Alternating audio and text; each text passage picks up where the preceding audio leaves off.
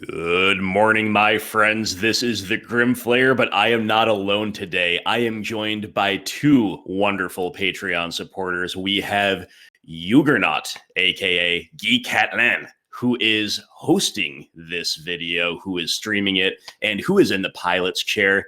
And he is joined also, I should say, joined also by Alex Cote, and he's probably going to correct my pronunciation there, but Alex is a very generous repeat donor in the recent past, and this was his wish for the current donation league. That is, we are going to play together. But as you may know, I can't quite stream effectively on Discord while screen sharing, while recording, while actually playing, doing all the rest. So we have enlisted Guy to help us out. Big shout out to Guy, and big shout out to Alex, who wanted to revisit Rakdos Shadow. You may have seen my recent video on it, and we have made some tweaks to it. So take it away, guys. Alex, why don't we start with you? Why don't you tell me how your name is really pronounced, my friend, and then tell us what you like about this archetype, and maybe mention a couple tweaks that we've made to a more stock list.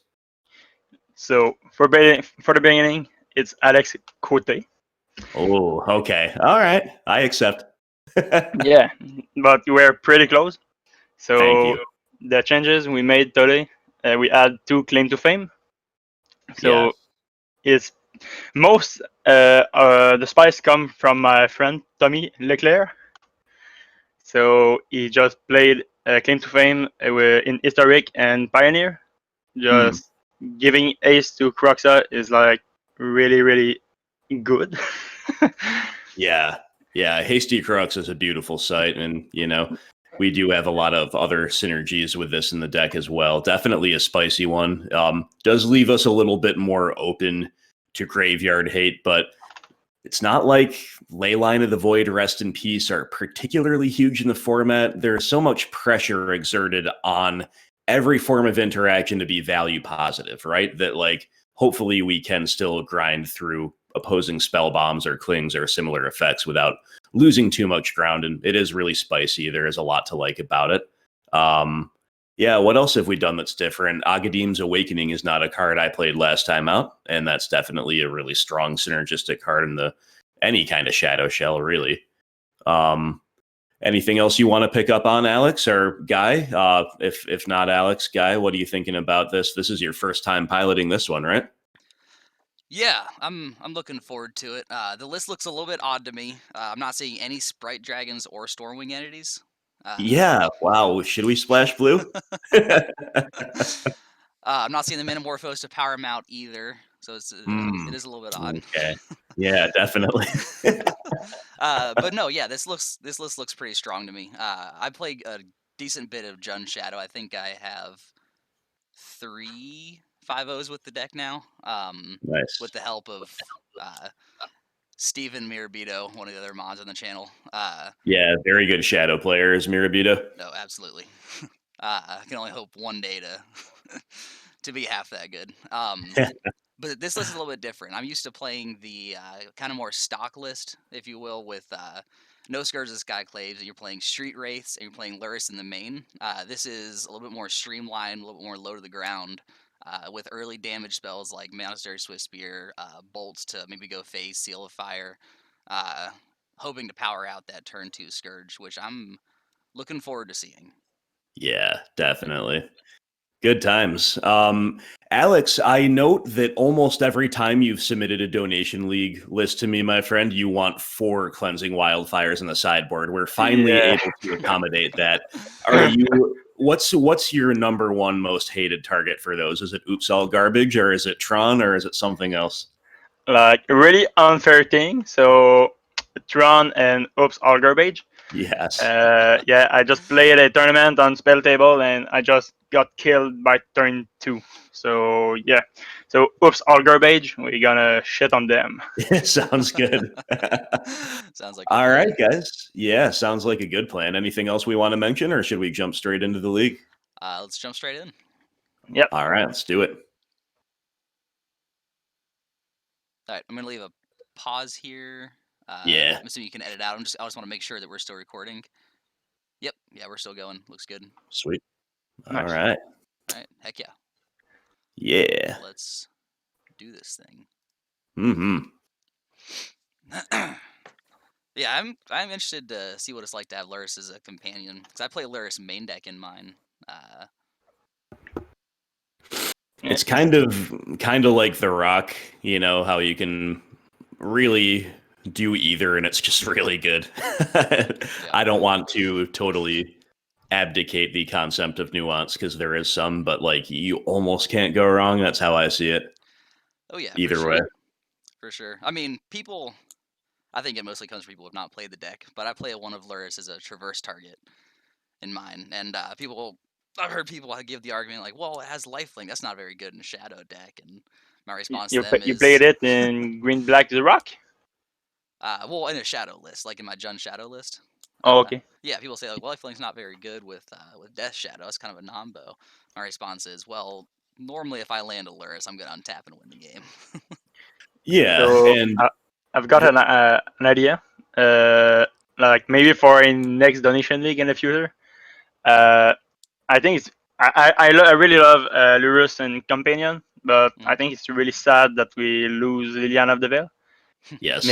Maybe we could have 3 Lily in the sideboard and switch the Lily depending on the matchup.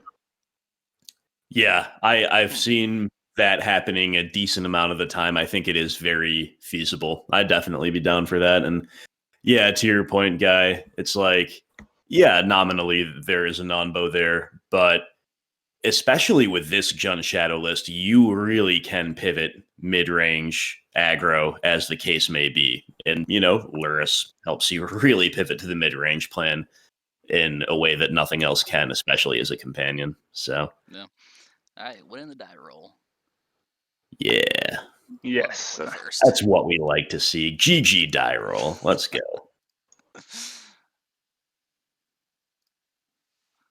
I'm into the keep. Yeah, it looks fine. Yep. Snap keep. Yeah. Nice. All right. I want to lead on Overgrown Tomb here. Yeah. I would say lead on Blood Crypt, right? Just so we can bolt off of it next turn. Okay. Yeah, sure. I'm here for it. All right, I'm gonna keep this over here for when we, at least I inevitably forget about it. Maybe you guys are smarter than me. No, I do the exact same thing. Did we just show the cat for intimidation? Yeah, exactly. Let's say a handful of Eidolons and bolts. Oh, well, Rakdos. Okay, we are immediately starting off with the good old Mirror. Okay. Yeah. So I think, do not take the Spyro unless you want them to unearth it T1. Whereas I think that is the only thing where I would not argue for taking here. Unearth is pretty insane value. Thoughtseize protects our hand pretty well. I think I would take Unearth Oh, I don't know. I'm gonna take the Thoughtseize. We have the Spellbomb in hand. Yeah. Okay. Yeah, you're right. Yep. You're right. Absolutely. No, let's take the Thoughtseize. And they have no removal, and we have the Scourge. Yep. Okay. Yeah. So it looks like we can do a turn 3 Scourge here. Yeah. No, definitely the Thoughtseize. And if we draw another discard spell and they don't, oh boy, that will let us just pick their hand to pieces. And yeah, Spellbomb is the key to that play being good. Yeah. Well then, okay. So do you want to shock in Overgrown Tomb and then deploy both Spellbomb and Seal of Fire? Yeah, that sounds good. Yep, okay. I'm done. Let's see. Because they probably play... Yeah. Okay.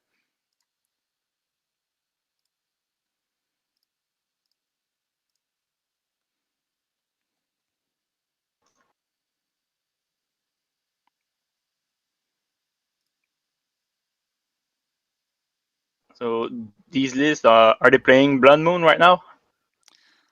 Some are, some aren't. Yeah, I know most people on our channel are, because the theory being that that's how you beat the fire piles, the money tribal decks that are running around right now. Okay, exactly. I would say I would lay odds that they are. I think it's more likely than not, and I suppose you were asking because maybe we want to get a swamp with our Bloodstained Mire. Also, when you get a chance, Guy, if you could pop our cat back out, lest we forget. Oh, jeez.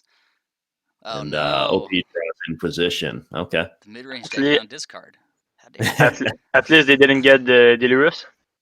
Yeah. Yeah. And honestly, I'm okay with this. You know, we've set ourselves up to be competitive in the long game. Draw Scourge. Thoughtseize bug. Ooh, almost. Okay. I don't think I want to put Lurrus into hand yet, right? Well, maybe we do, and just say you have one more turn to draw a discard.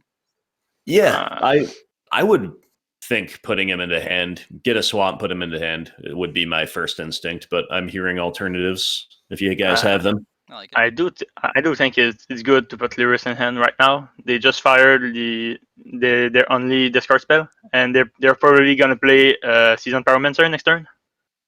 Okay. Yes. Do you like drawing a swamp here just to hedge around the Blood Moon? Yep. I do. Yes. Cool.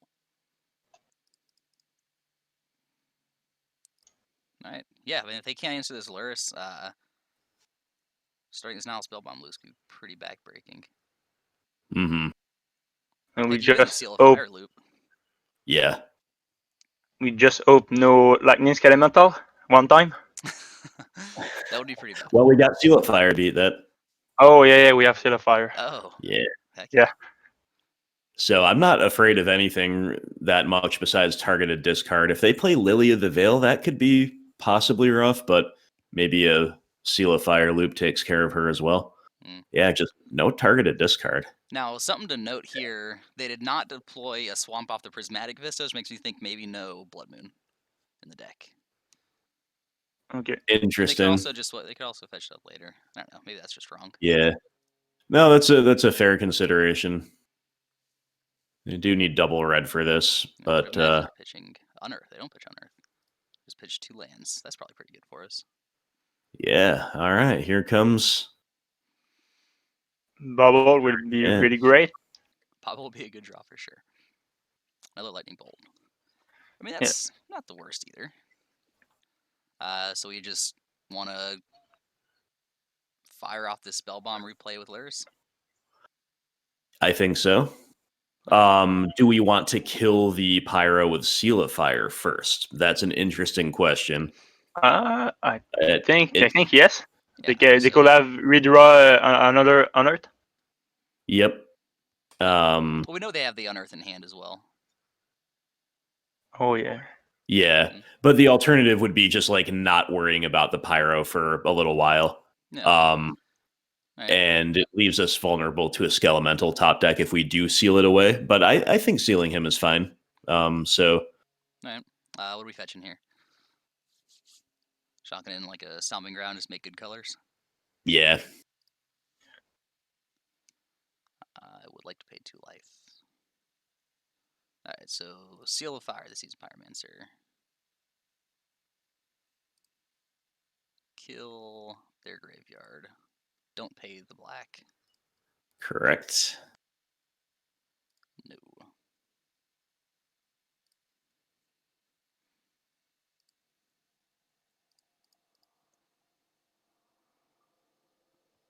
Buying back the Spellbomb. Yeah, and then next turn we make a pretty big Scourge. Yep. Couple bolts in hand is great for that. We just need the Lurrus to live.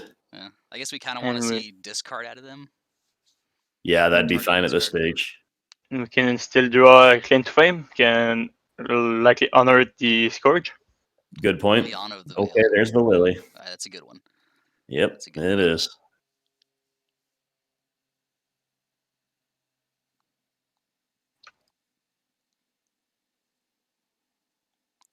If we don't draw anything, I'm kind of interested in bolting this Lily. Death Shadow.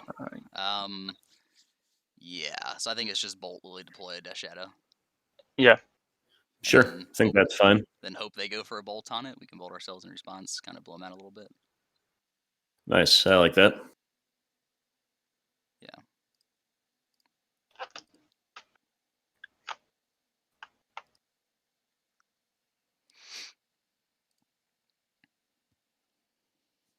All right.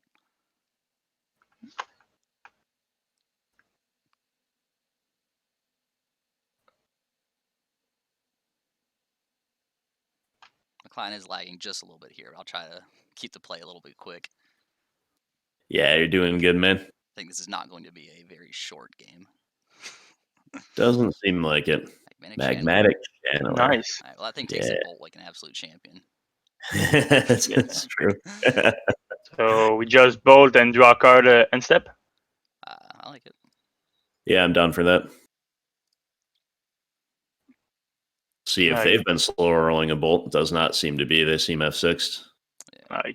Drawing a Tarmogoyf or a Scourge would be really great. Oh yeah. Yeah. Any kind of threat. I would love to draw a card. Yeah. That's a threat. I'm gonna attack first, so it doesn't just snap die to bolt. Do you put Bloodstained Mire into play? Right? What's that? Just play the land. Yeah, I said the same thing. Yeah. Cool. Well, I meant like attack so the Scourge doesn't. Sure. Yep. Got it. All right. And then now, if they just take this hit, are we gonna fetch shock with the Bloodstained Mire? I think so, right? I mean, yeah. We are not in double bolt range. they fetch basic mountain. Interesting. Yeah, okay. Sure. That's probably a pretty good sign for us. Yeah, sure is. All right, so we're fetch shocking. Yeah. Yep. Yeah. And go for the throat. Blood Crypt. Yes. All right. Cool. Just your casual 2-mana 10/10. A little bit quite bigger than Tarmogoyf. Yes. But I really love my dumb green stick. Oh yeah. Big dumb green stick. All right, sick. Yeah, I was gonna say them cycling on Earth and not removing this Death Shadow is pretty big here because it means they didn't find an answer. Absolutely. Right. And now good, it's 2020. good times. Yeah. Yeah. So we have a really great sideboard against the matchup. Okay. What do you like here? Veil, boy. Spellbomb, Trophy? I don't like yeah, Veil, but I don't really like it either. So we said we like Trophy? I think we can play one Trophy. Okay. And then They have a lot of 2-for-1, so Trophy Seasoned Pyromancer is really bad. So maybe just a one-off. Okay. That's true. Yeah, it maybe depends on what exactly we wish to cut. I like the TBRs you've moved to the side there. I think they can go easily enough. Mm-hmm. Never the worst idea to trim down on discard. One thing I'd like your guys' opinion on. In matchups like this, how much incentive is there to trim away on Swiftspear? Is that like a lower card quality? Is it fair to conceive of it that way? Or is it just such an important enabler and we also want to keep our threat count as high as possible? I'm not sure. I do think on the draw, we can cut 1 or 2 Swiftspear. They're gonna shock or fetch shock, and like their life total don't matter for our Scourge. Yeah, that's totally fair. Makes sense. Should we be cutting Thoughtseize before Inquisition just because they're probably on a skelemental plan? I don't know. I'm not saying one way or the other. It's just another question. I do prefer Thoughtseize. What's that, Alex? I do prefer to keep the Thoughtseize in. Okay, yeah, let's do it. The same thing. I prefer to keep Thoughtseize whenever I'm on a shadow plan, just because like. Right. I mean, I don't know if we would play 1 Shadow, but turn 1 fetch shock Thoughtseize, turn 2 fetch shock means Death Shadow. Yeah, such an important enabler. All right, so I think we can lose those 4, then make 1 more cut, which I don't know. Oh boy. Maybe Dismember. Interesting call. I mean, they showed us magmatic channelers, possibly bomb, things that I would be really interested in dismembering. Yeah, we have 3 Spellbomb in anticipation of like opposing Nihil Spellbombs. Sure. Yeah. Okay. Could be important to kill Magus of the Moon if they're on that too, with Dismember. I don't know though. Right. Lightning Submit. Did it work?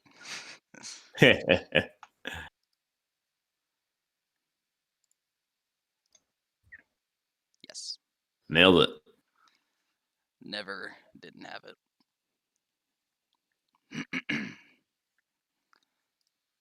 Show the cat. Show the cat. Very important part of our strategy. Show the cat. Yeah. All right, I'm into this. It's a really good hand.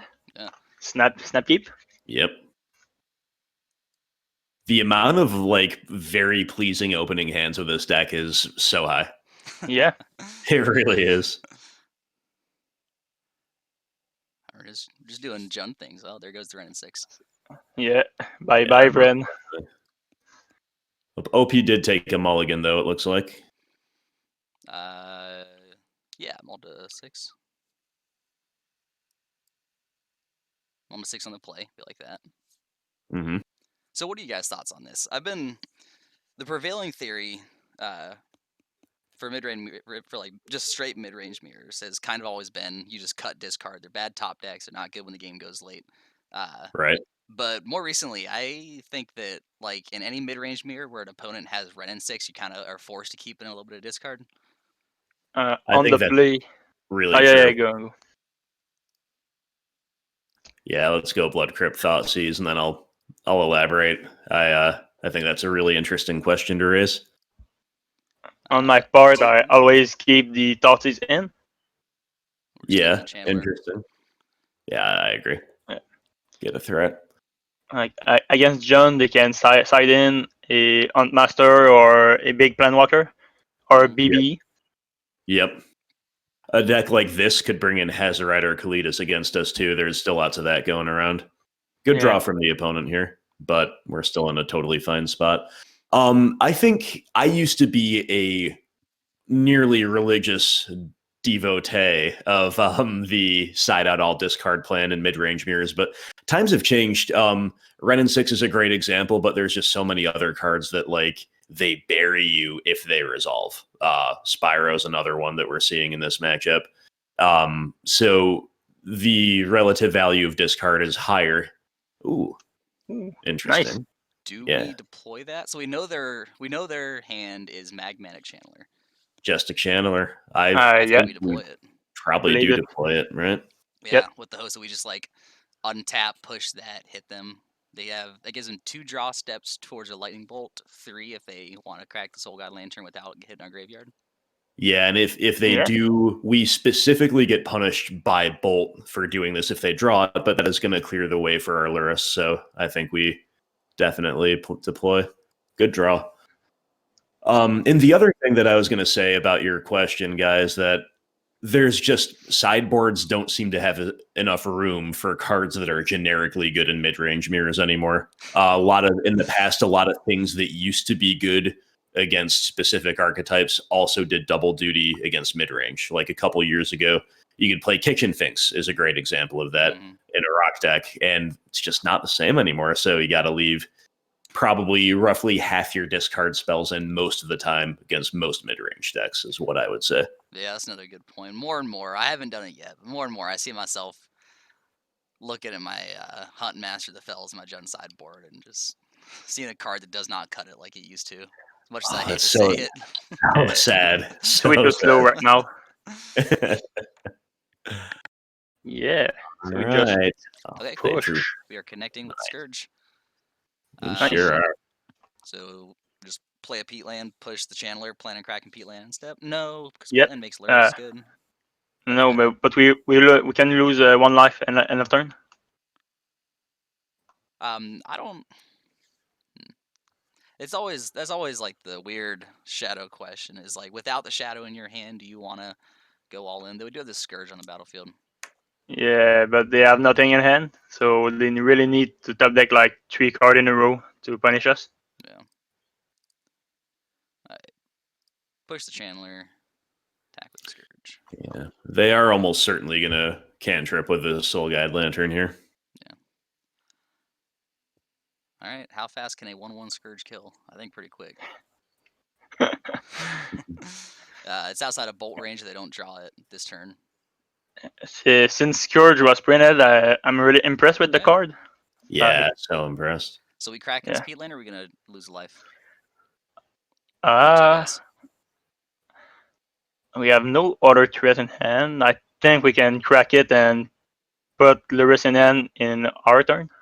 Yep, I like cracking it. down to crack. They proved me wrong there. They're holding onto the lantern. I am a little surprised by that, but Yeah, I was with you. I was really expecting to see a end step crack. Okay. It's the Couple bad ones. intimidation. I think it is the intimidation of my claim to fame. definitely. Why don't we get swamped just so we don't get cheesed by Moon? I was gonna say the exact same thing. I like it. Put Lurrus Yeah. into hand. Right, and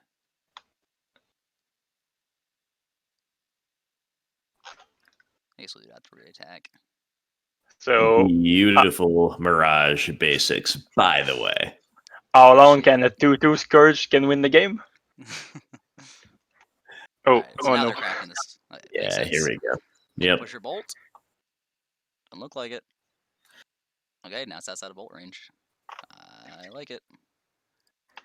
That did give us like a minor incentive to consider thought seizing, but I still kind of like the efficiency of this. Yeah. Maybe if we didn't have a removal spell in hand. Ooh, Yeah. Liliana? Blood Moon. Oh. Look at us. Hey. Look Locking at us Lurrus go. out, but hey, we draw a red spell. Let's go. So Alright, so we hit them down to 10 here. We could. It might seem kind of weird, but if we seal a fire ourselves, it's gonna up our clock. Because after this hit, we're the ones that are limiting how big Scourge is.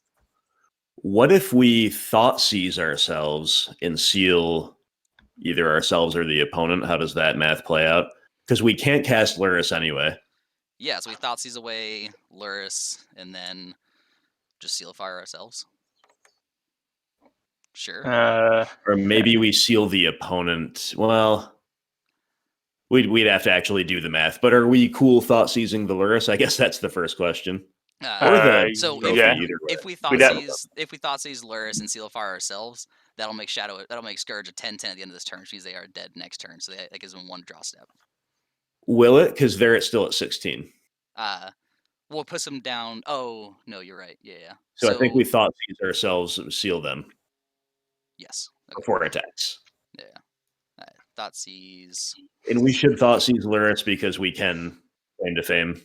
Whereas trophy is just dead in the graveyard, just like it is in hand. Right, and like we do. Oh no, we don't have a forest, do we? No. This feels so No. good. It does. Goodbye. My first draft for the list was like one basic of each one. So yeah, I cut the forest for the Agadeem Awakening. Yeah, I don't think Basic Forest is correct here. So I think Agadeem's Awakening is a flex slot, but I think playing without Forest is just something we kind of have to do. Yep. All right, now they got one draw step. They need to draw Lilian of the Veil or push. Yep. That's the concession. Right, Let's go. Yeah. All right, we had some good variants there, but still really well played, guys. That was fun. That's what this deck's all about. Good times. Yeah, that was fun. And across all opening end, I'm really impressed with all the great end, the keepable end we've got. Mm-hmm. Yes. Yep, that really has stood out to me in my time playing this list so far. What a great way to open up 2-0 against the mid-range Mirror. Or I guess we're not so much of a mid-range deck. No, we still are. We sure look like 6. one in places, though. I mean, we've just got the ability to be one if we need to be, and it's pretty exciting. You mentioned the skill cap of Shadow and Mirabito's skill at that. This is how, and you said also wanting to be half as good as him.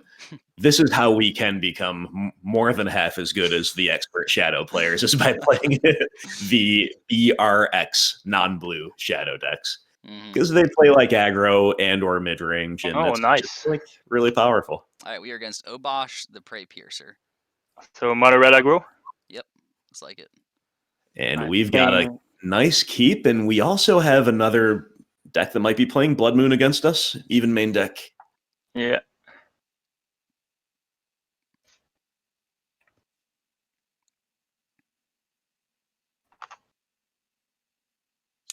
I knew Companion would still see a lot of play even after the nerf. It's just kind of too powerful, even with the nerf, I think. Seriously. It's certainly a lot less oppressive, though. Like, I don't mind it much anymore, but still. Do we lead on Inquisition, or do we just Bolt or Swiftspear? So I kind of want to go fetch Swamp off the Verdant Catacombs, and then fetch Shock off the Wooded Foothills. Like Swamp and Inquisition. Though this Death Shadow draw changes things slightly. It does. This deck is this opposing deck is still so aggro. I kind of want to go Swamp, and they also like almost all these decks are just main decking Blood Moons now too. Yeah, I agree. That's more likely than not. So if we go Swamp this turn, it does prevent us from going Swifty Bolt next turn, but we can still have Kroxa or Goyf, and maybe we draw another 1-mana black spell. And what do you think about fetching like a Overgrown Tomb or maybe Stomping Ground with the Wooded? Yeah, not the Stomping Ground, like a Blood Crypt or the Overgrown Tomb, Inquisition to see if they have Blood Moon in hand. And next turn, fetch a Swamp with Verdant Catacombs. Okay. See, I think that's okay, but I think we want Swamp even if they don't have the Blood Moon in hand right now, just because Shadow will be so good at some point in this matchup. Mm-hmm. Yeah, and in this matchup, like, they are going to deplete our life total. Yeah. Like, we don't, like, the impetus is not on us to get our life total down and make Shadow big. They're going to do that for us for sure. Okay. So I think I'm leaning toward Swamp Inquisition here, although I think maybe if we didn't have Shadow in hand, because my first instinct was the same as yours, Alex's, was to, let's fetch and shock T1. We have another turn before we need a basic. Let's see what they've got. But the more I think of it, the more I like this line here. Okay, there's that Blood Moon. 2 Flame Slashes and a Lightning Bolt. But they don't have the second land untapped? Yeah. True. There is a world in which we'd ignore the moon because we have our Swamp and play a Goyf next turn. Although it'll just die to Flame Slash. Yeah. We could take Moon, which is going to make Goyf huge. Yes. Keep operating and plan to win through these Flame Slashes. That's it. I think it's the best plan. So we Just take Moon. Blood Moon. That makes Goyf a 3 bolt the creature. It's a 4/5 out of Flame Slash range. Yeah. Cool. And they have the double Flame Slash, the Goyf, and we just follow with a Death Shadow. Yep. And Kroxa and Swifty. Yeah. Yeah, we got a lot going on. Like the deck just impressed me. It's really, really great. Yeah. Yeah, I mean, Alex, in your message to me when you set up this donation league, you said something like, well, it looks like Shadow is the future of Jund. Yeah. And, as much as we wish it wasn't true, right now, kind of looks like it's true. I do like my lilies, but yeah. It 8 for one black. Yeah. It's really great. Exactly. So I think we just have to play Goyf here, right? Yep. That's where that's shocking to do it. Yeah. Yeah. Feels kind of bad, but we do know their whole hand. Their whole hand is Forgotten Cave and 2 Flame Slashes. Yeah. And then I guess our hope here is that they Flame Slash and attack. Or like they attack, we block, and then they Flame Slash. Stomping Ground? Yeah. Yeah. We just have to dodge the Season Pyromancer. Yes, true. I think they're playing 4. Yeah, I'm sure. Most of these lists are. Cycle. This is another opposing deck I do just love. This Hayashi aggro deck is such a delight. It's really cool. Mm-hmm. Maybe they Flame Slash and both. They just double Flame Slash. All right, we like that. Heck yeah. Yep. Nice. All right. Oh, and Bauble. All right, so do we have a Swifty Bolts Bauble Shadow turn? We can go to 4 that way, but it'd be really powerful. We do a basic mountain to get. Yeah. Okay. Good point. Do they have the bolt in hand? No, they No? they bolted us Oh yeah. 2 turns ago. I they missed the bolt. They have 2 unknowns. Yep. So yeah, I like that. Just fetch up a mountain.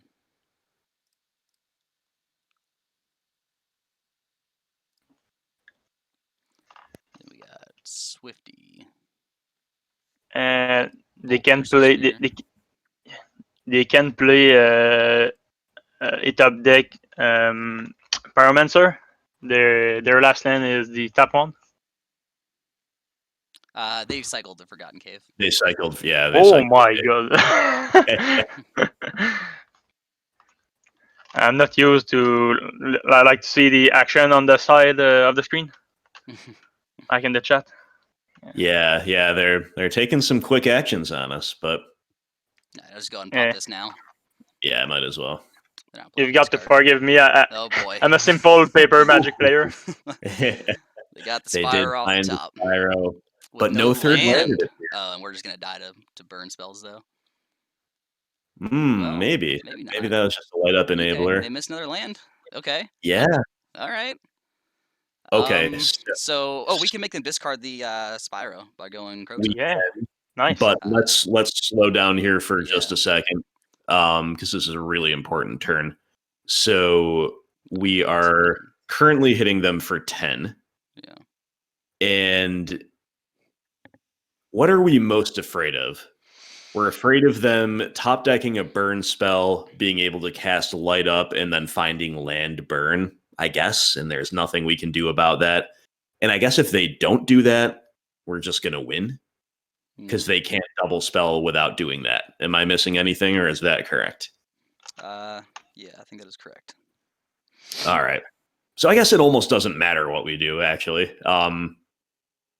Right? In that case. So we could play Scourge. We could play Kroxa. I think it's better to play the Kroxa. Hit the top deck. Don't worry about it. Well, maybe Scourge is better because if they top decked a Swiftspear, that could also kill us when they go Swifty light up into land bolt. Yeah. Yeah. So why don't we just attack, then play Scourge, and I think we'll win unless they draw exactly a 1-mana burn spell off the top. All right, I like it. Cool. I'm not going to click through the attack phase here. Appreciate it. Every time my client gets kind of slow like this, that's my fear. Is like I'm going to be clicking like one, okay, let's go. And then... Yes, I know the fear. I know the fear all too well. I think you did it. You did one time, Grim, like in one of my league. In one of your leagues, I don't think I did. Did I? Yeah. I did. I mean, you would remember better than I would. 2-mana 13/13. I believe you, Alex. Although I'd think you're wrong. But you win the match anyway, so. Scourge also means if they top deck exactly a land, they can't play Seasoned Pyromancer to stay alive for a turn. So 2 attackers. Yep.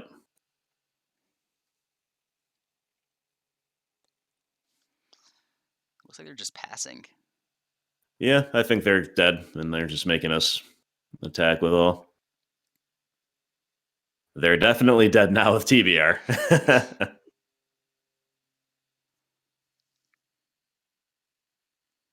Don't hurt us talking about clicking through the attack step. He's like, well, maybe that's the out. Is that Fjord on the other side of the table? All right, well, if they're going to make us do it, we're doing it in style. Yeah. Wow. Nice. Very nice. All right, awesome. Got him. Maybe it's the time we go above 3-2, Grim. Maybe. Well, we're 3-0 right now in games, so maybe it's the time we go 5-0. What do you think about that? Finally, yeah, it's overdue. Yeah, Kozilek's return seems reasonable. I'm probably down for trophy, even though it's yeah. in a couple ways. I played trophy in paper against this deck, and trophy and Abosh is like really, really good. Yeah, And that's the only answer we have. Yep. Ooh, maybe that's an incentive to bring two of them in, because that is like, I don't know. I think this deck's kind of beautiful. The like the opposing, like the Obosh prowess deck is kind of beautiful, in that there really aren't many dead top decks. Like if you draw, like if you flood out, all of a sudden you untap with the Obosh, and you probably just win the game on the spot. Exactly. Yep. Yeah. So I'd probably try to play both. Okay. Honestly. Spellbomb you could conceive of as a make weight in either direction. I think we could probably cut a Wrenn or maybe both on the draw. At least one, I think, is a pretty free cut. They might play a stray toughness 1 creature or 2, but we haven't seen them. I do think we cut all Wrenn. Cut all Wrenns. It's really bad in the matchup. Yeah. Yeah. The only thing is, I don't know, pinging down maybe it's the Jund player to me, but pinging down a Bomat Courier is just... That is nice. I don't know if that's a guaranteed inclusion for them, though. It's maybe more likely than not, though. Yeah, I've seen these. I'm pretty sure they're playing like the all ProRes package. Oh, okay. Soul Scars and all that. Do we want to trim a Thoughtseize or 2? Is that the way to finalize this? Maybe one Thoughtseize, yeah. Maybe one. Good. Yeah. Right. Seems fine. We're gonna keep the Lorwyn one around. Good choice. All right, there we go. Oh, do you need to actually get rid of the cards? Sideboard for a reason. I'm really fine with the matchup we've got. Like I submit 2 Boil in the list, but I really don't want to use them. Exactly. They're break glass in case of emergency, but we don't want to get that far. Okay, this hand is a trap because they are never going to turn on the Scourge for us. Yeah, that's a really good point. They did mulligan. Are we joining them? Yeah.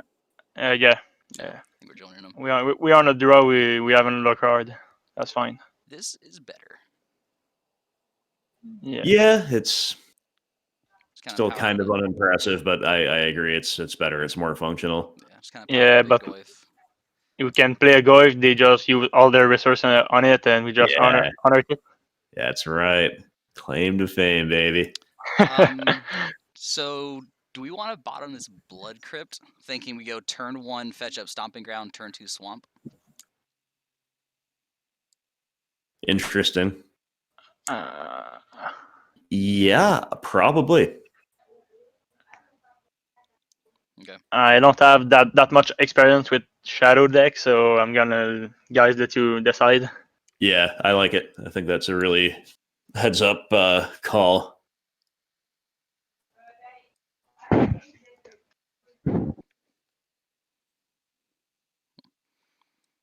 And we might even be more than a Shadow deck, because we have the new better Death Shadow. That's right. Okay, Soulscar Mage is less than ideal here. So I guess let's Bauble ourselves to see how, like, when we want to crack this Bloodstained Mire. Well, we could, but are we supposed to just be mana efficient, play out the Spellbomb no matter what? That would mean that we're fetch shocking in the Stomping Ground. Is that something we want? Like, do we value getting down Spellbomb that highly? I don't know. Yeah, we can Bauble. That's fine. Like, I think if we see a Fatal Push on top, we're gonna want to.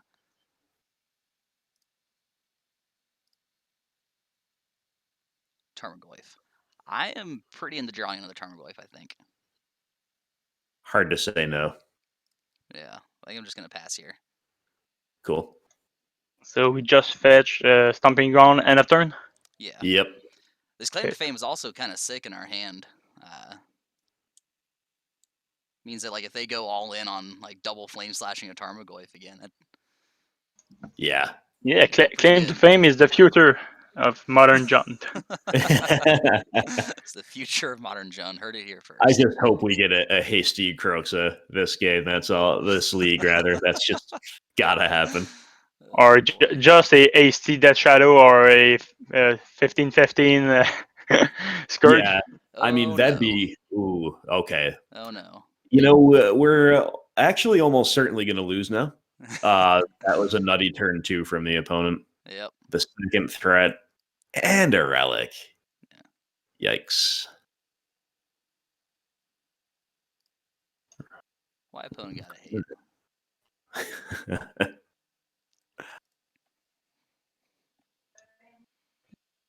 So we need removal like right now.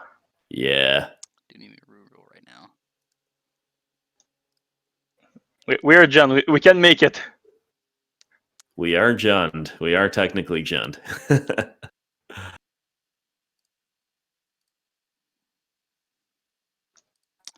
That's almost a removal spell. Not quite. Yeah. I guess I'm just gonna run out of Tarmogoyf as a sacrificial blocker. One of these guys. But you could Kroxa right now. I'm wondering about the Kroxa. Like, get basic swamp, play a Kroxa. Maybe we'll give them like. Maybe they're also flooding, and they say, "Okay, we're getting rid of the Kroxa, the Bauble. That's enough for me to cash in the relic, and then that lets us eventually stick a Goyf that will actually live." Okay. I should have done this off of Verdant Catacombs because this could affect a basic mountain. True, but no worries. I don't think that is our biggest problem at the moment by any stretch. Probably not.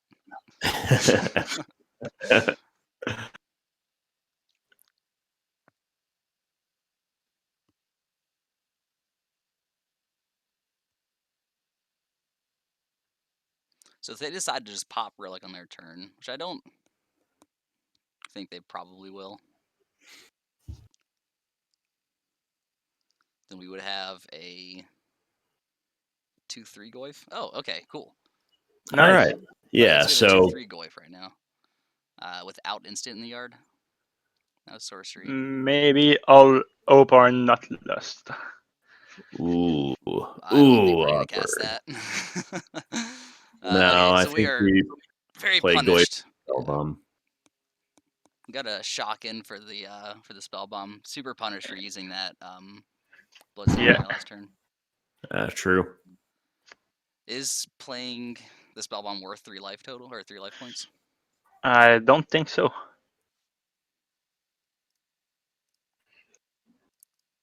Yeah, I mean, I guess you could look at it like either way. We need them to have nothing. So should we fetch main phase before they untap, just so Goyf doesn't die to another firebolt? Then we go shields down with bluffing, though. I think we'll hold on to it. We could respond to the fetch. If anything, Yeah, to a sorcery. You're right. You can respond to sorcery. I mean, either way, I do think we kind of need them to have almost nothing here, but need them to have nothing at least for a turn or two till we can find a shadow. Yeah.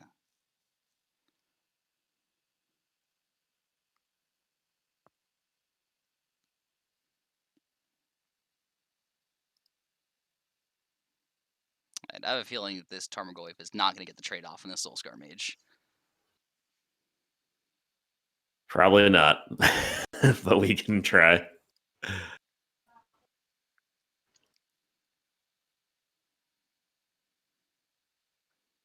Bolt me. Fetch and response, yeah. That means that it does get the trade off unless they have another way to deal damage to this Tarmogoyf. Let's see, we want Blood Crypt. Well, it's going to get the minus counters, so. Well, no, they're bolting us. Oh, sorry, I didn't notice that. Yeah. Yeah, okay. Oh, no, it doesn't get trade off. Oh, no, yeah, it does. Because Goyf grows to a 3/4. Yes. Nice. We are at 2 life, though. Oh. Okay, so we are just dead. Yeah, never mind. Okay.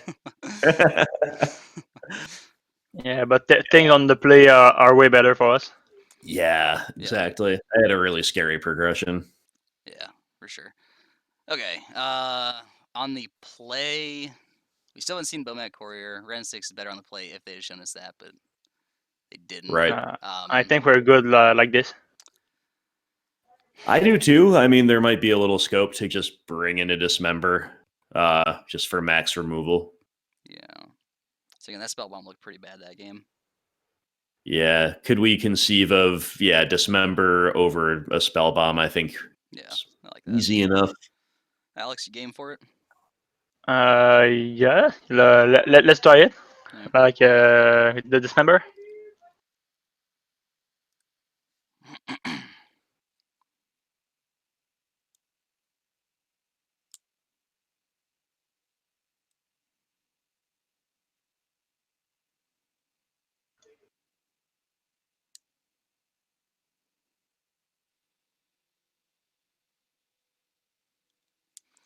All right, play first. We're gonna go Inquisition into Tarmogoyf.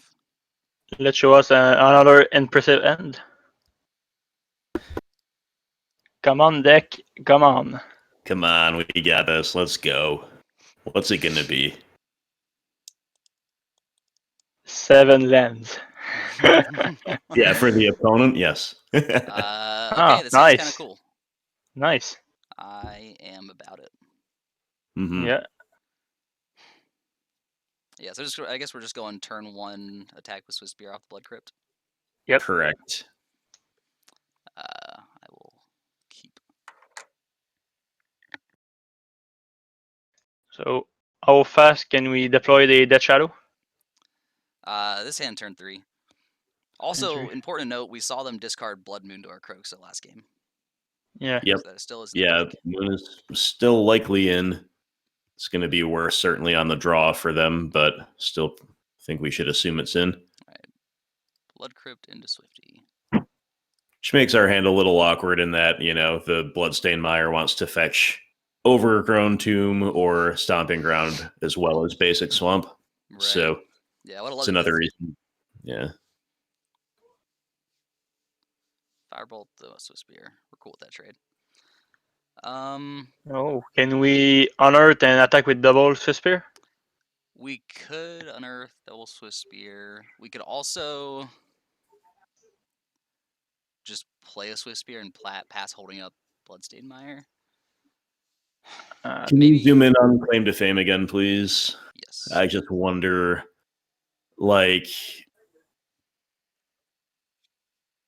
how realistic is using Fame early, putting them under pressure? If it's somewhat realistic, that especially with double Swifty, that could be incentive to take Alex's line, just like max mana efficiency. Heck, so the way that Death Shadow, the way that these games play out a lot of times with Death Shadow is that they're attacking your life total down, then all of a sudden you play a big Death Shadow and you say you have to answer this in 2 turns. Yep. If we can make that Death Shadow have haste, that is some True. pretty big surprise value.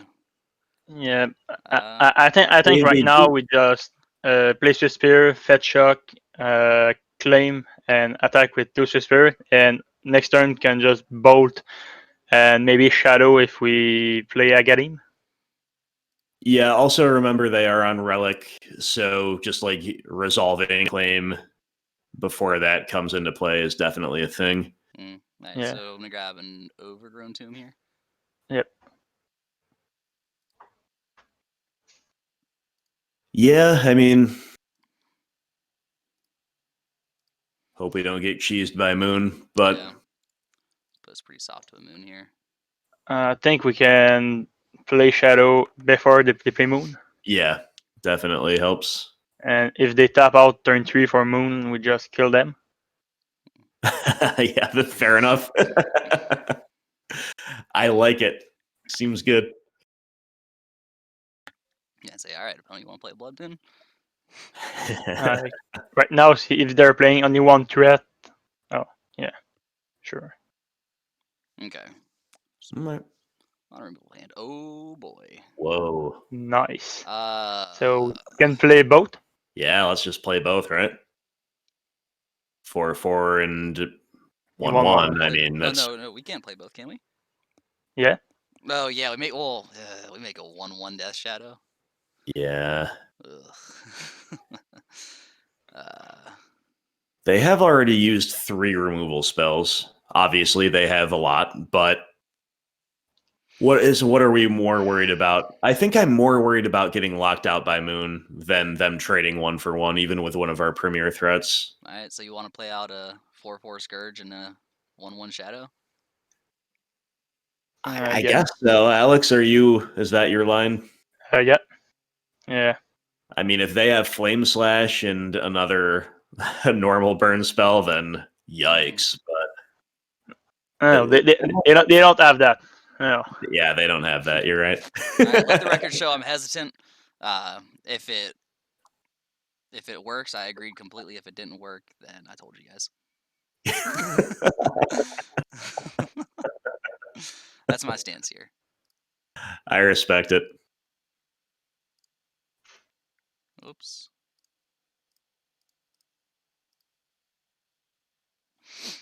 All right.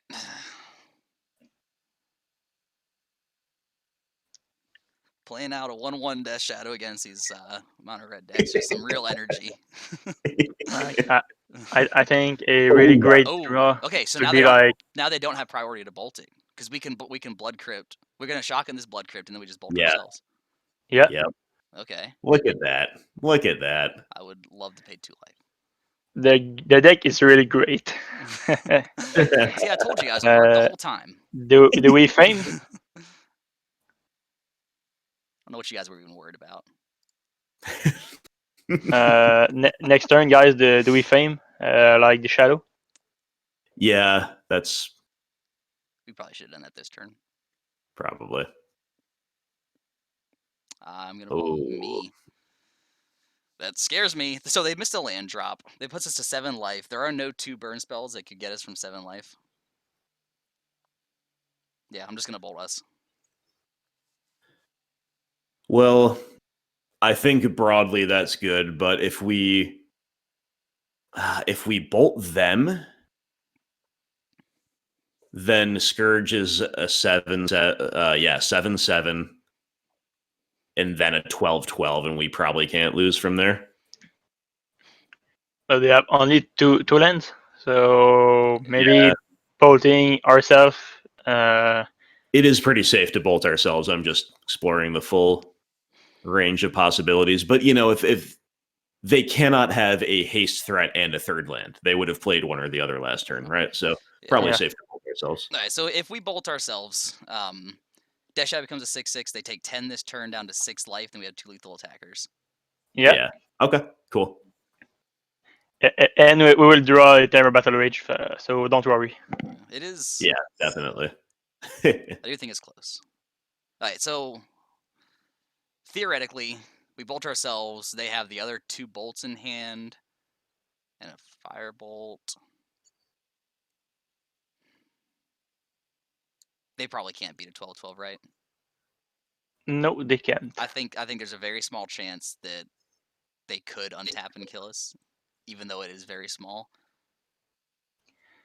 You just have to have faith in the Shadow. All right. Well, it's up to you, Alex. What do you want to do? Bolt ourselves. Bolt ourselves. All right. Yeah.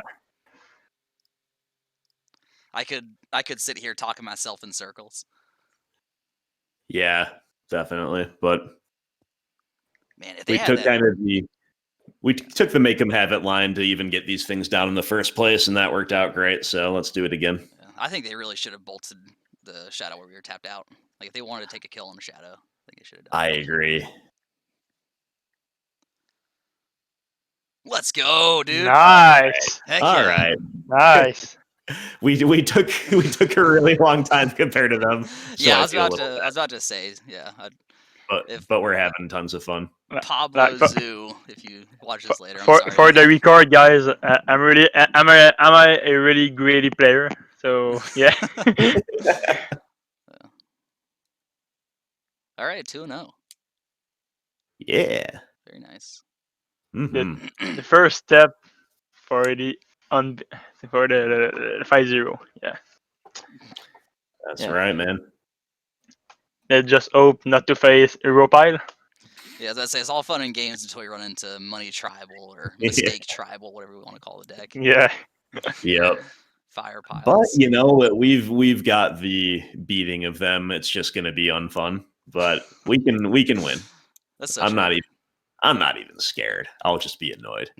Any of the decks that I play, anytime I beat those piles, it doesn't even feel good. I'm just like, all right, thank God that's over.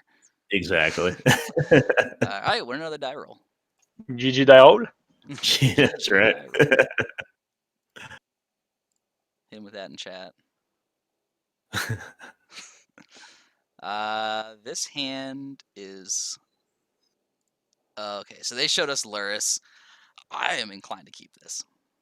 I'm keeping. Yep. Yeah. So what is our fetch off this Verdant Catacombs?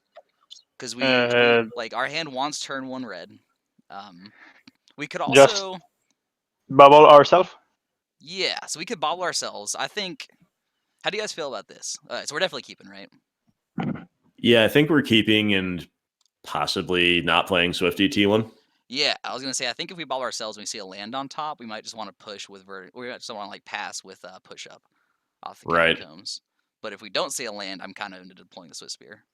Sure. I think that's good. And if it is Rakdos prowess, Tarmogoyf is really good. Inquisition of Kozilek. Hmm. I think we're going Swifty. Yeah. Yeah, it makes. I mean, sequencing is a little bit awkward because we don't get the prowess trigger, but I think we're doing it. So do we want to fetch up red green or red black? I think Blood Crypt. I think Blood Crypt is the best for now, and we're gonna draw the second land, so don't worry. Okay. Yeah, and we absolutely have to be able to push should we not. And this will also let us cast like all of our other 1 mana spells that we could draw, failing to draw the second land. Yeah. But as Alex said, we're just gonna rip it off. It's an Overgrown Tomb. It's a complete non-issue here. Yeah. GG MTGO. Yeah. Wow. Yeah. Why are we so good at this game? Magic's easy. So They also easy. just made our Scourge pretty big. Yep. Okay, bowl the Swiftspear. Looks like it. Or I mean, oh. Thoughtseize. Okay. I think they're gonna take the Scourge. I have to imagine. And Yeah. to imagine they're also a little frightened by our hand. Yeah, That's the hope, at any rate, right? the big green stick is here. Ooh, nice draw. That makes me feel a Yeah. lot better about shocking this Overgrown Tomb. Mm-hmm. Yeah. So we just jammy Goyf and beat them. That's basically what we're looking at.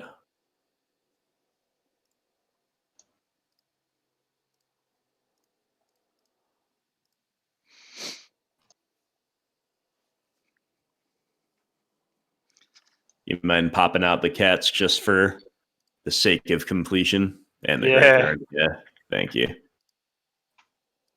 Intimidation. That's right.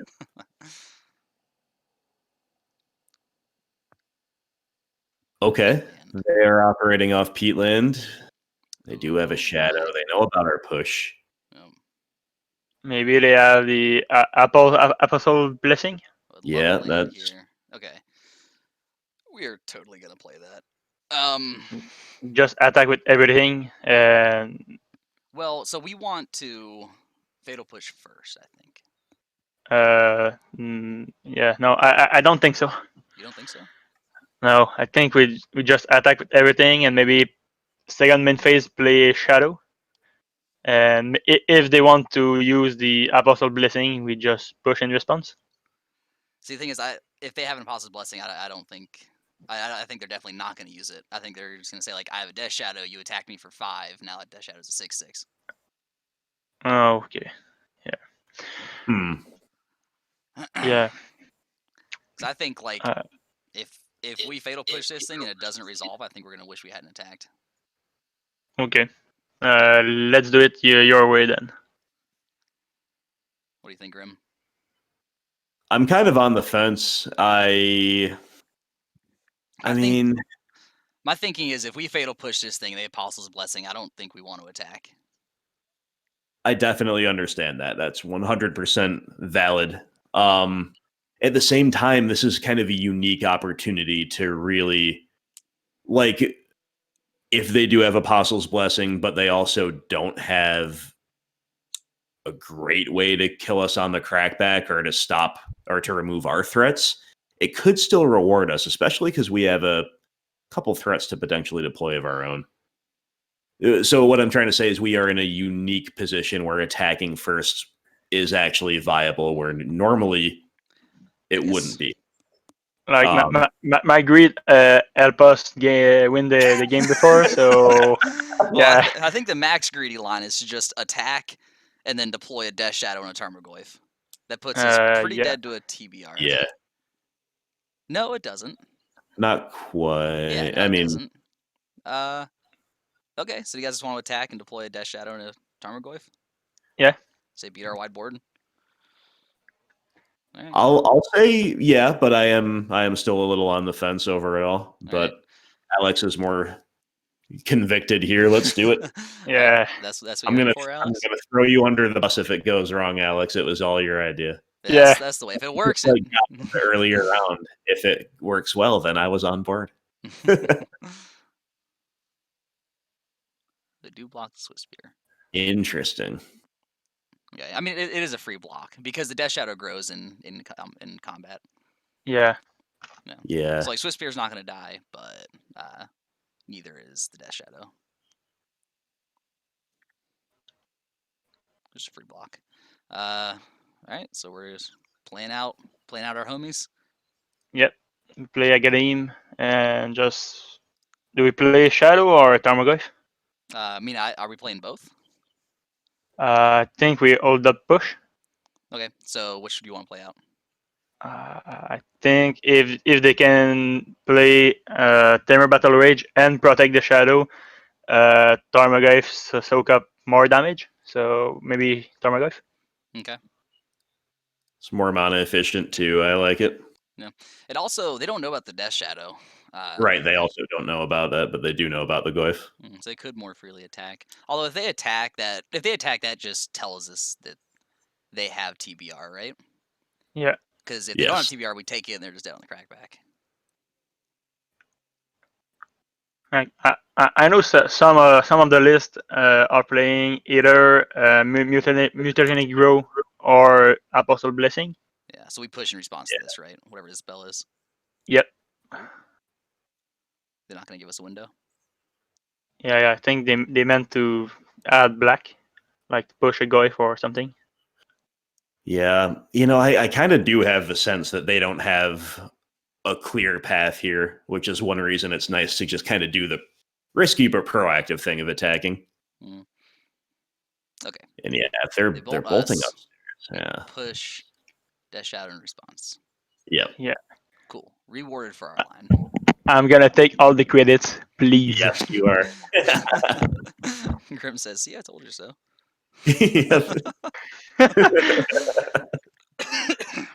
Sorry about that. All right. So they do have a third land. One thing that I was not sure about. Seal of Fire. That's going to grow the Goyfs. Thank you for that, OP. Another Death Shadow. Okay.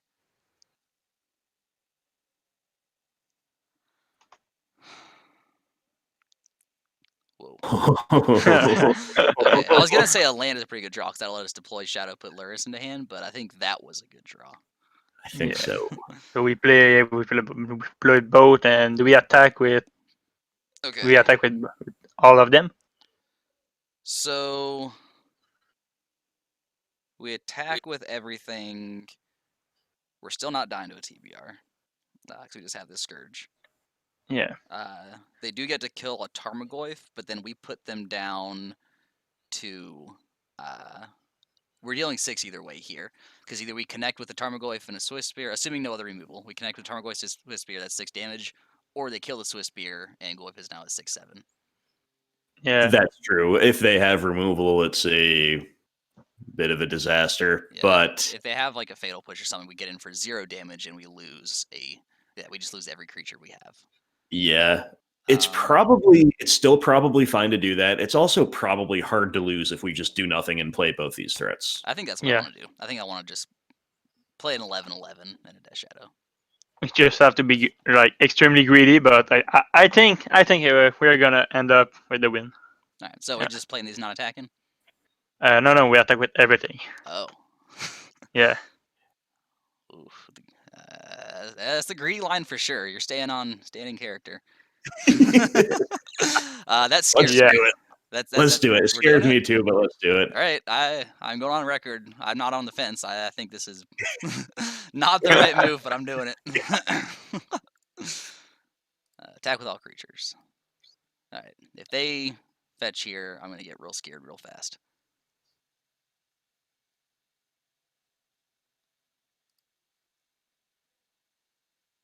Nice. Okay. Okay. Light flash before my eyes, real quick. It's fine.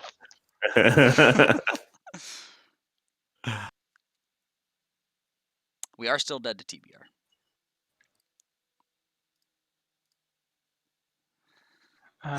Oh wait, no. Because they can't cast TBR. They can't crack the Bloodstained Mire. They can't tap Nurturing Peatland. Whoa, good point. Nice. Yeah, good point. I did not realize that. Rewarded. I saw it the whole time.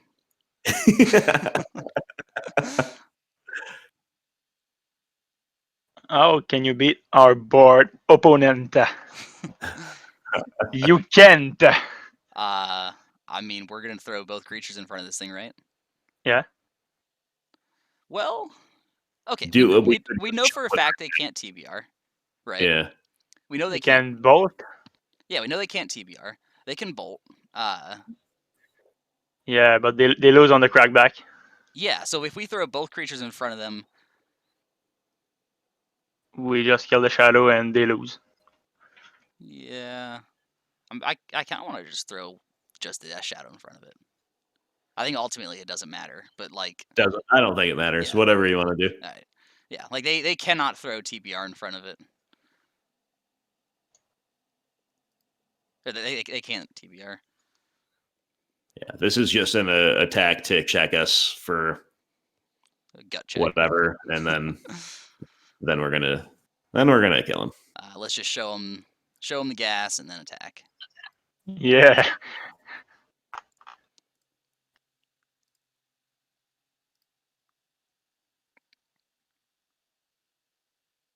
All right, heck yeah, man.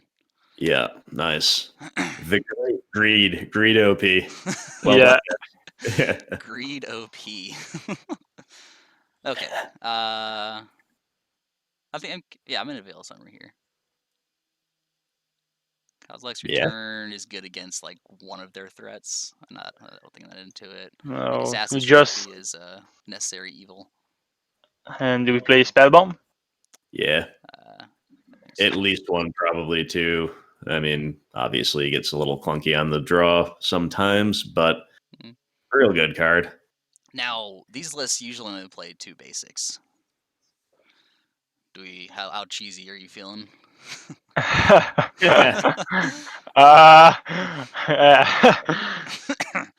think if we had like a much worse main deck plan, then we could go for the cheese.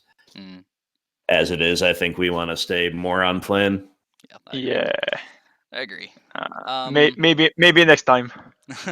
Right, so cuts I'm looking at are Temur Battle Rage. Like Inquisition of Kozilek. Maybe pretty good. Like we could I would cut maybe 1 or 2 Swiftspear. Cut 1 or 2 Swiftspear. I think I like that. They're gonna fetch shock Thoughtseize turn 1, so no need to deal early damage. Yeah, I think a lot of this game is gonna come down to who gets Scourges.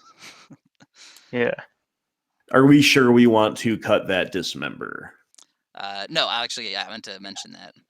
I think we want to cut it, but I'm not sure. That could just be very wrong. I think so. Most lists play 4 Fatal Push and stuff. Do we just want to cut TBRs? Yeah, let's just cut the TBRs. I think I like cutting the Swifty. Could Dismember compete with a Wrenn? Like, do we want like maybe only 1 Wrenn on the draw? Yeah. Like Looks good to me. We happy with it? Yep. Cool. I want to say that 3 people is the perfect number for piloting this deck, because there's a lot of micro decisions that matter a lot, and it would be too many cooks if it was a normal Discord league, maybe. Oh, nice. Whoa, good hand. Yeah, this is a grinder. Yep.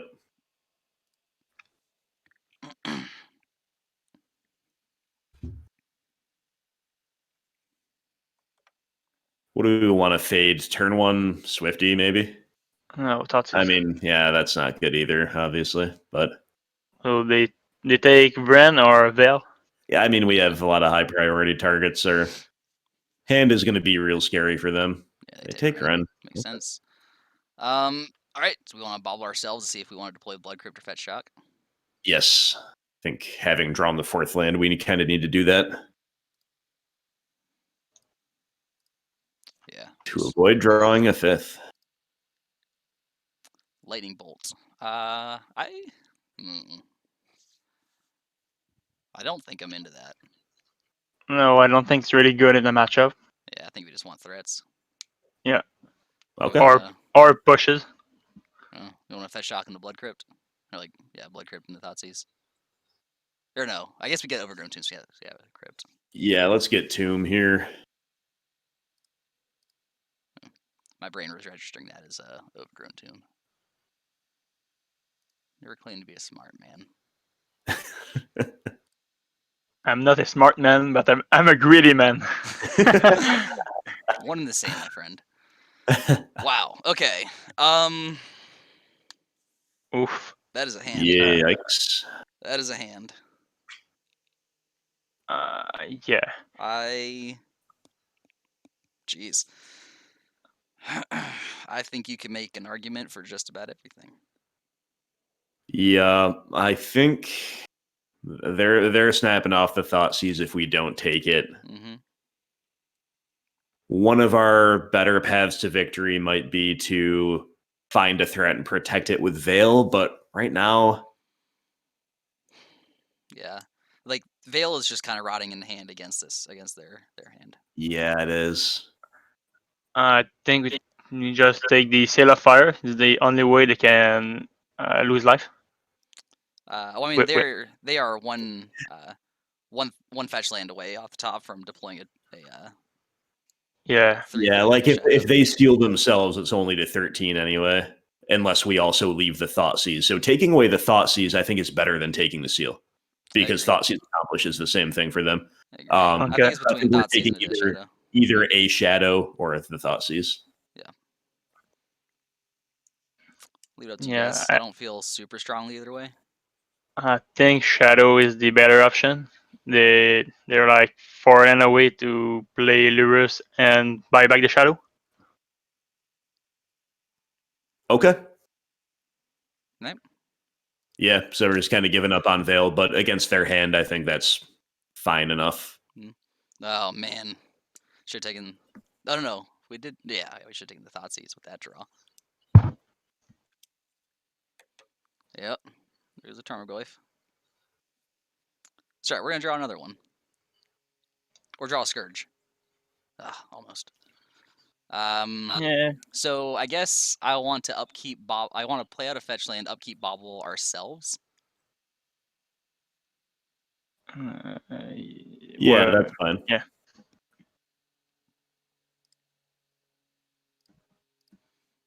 Play around another top deck discard from them. Yeah. They wouldn't fire it off, though. It's the only thing. So we could actually main phase this, because we know we can beat the discard with Veil, and they know it too.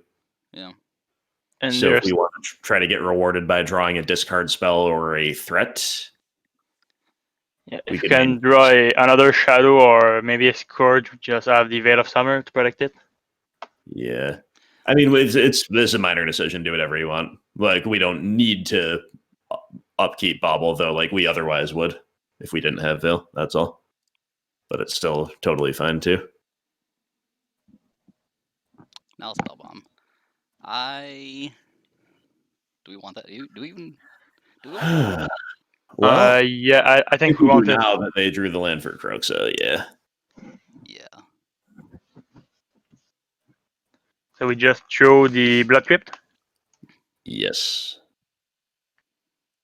That's what I say. I think they're more likely to deploy Shadow Interesting. than anything else. They're also not playing out this Seal of Fire. Yeah, that is intriguing. Do we still want to draw Spellbomb? I don't think so. Yeah, I think it's borderline, but I could see not. Yeah, I'm also gonna fetch tapped here. I think. Yeah. We don't have a shadow in hand. We are under pressure from this shadow.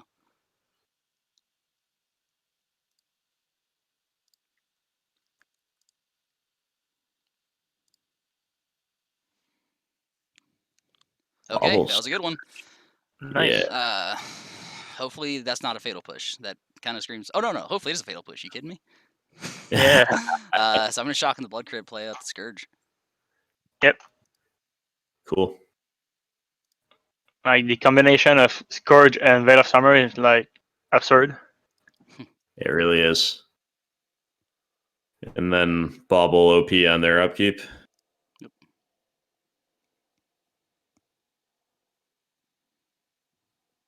I think we are in a favorable position.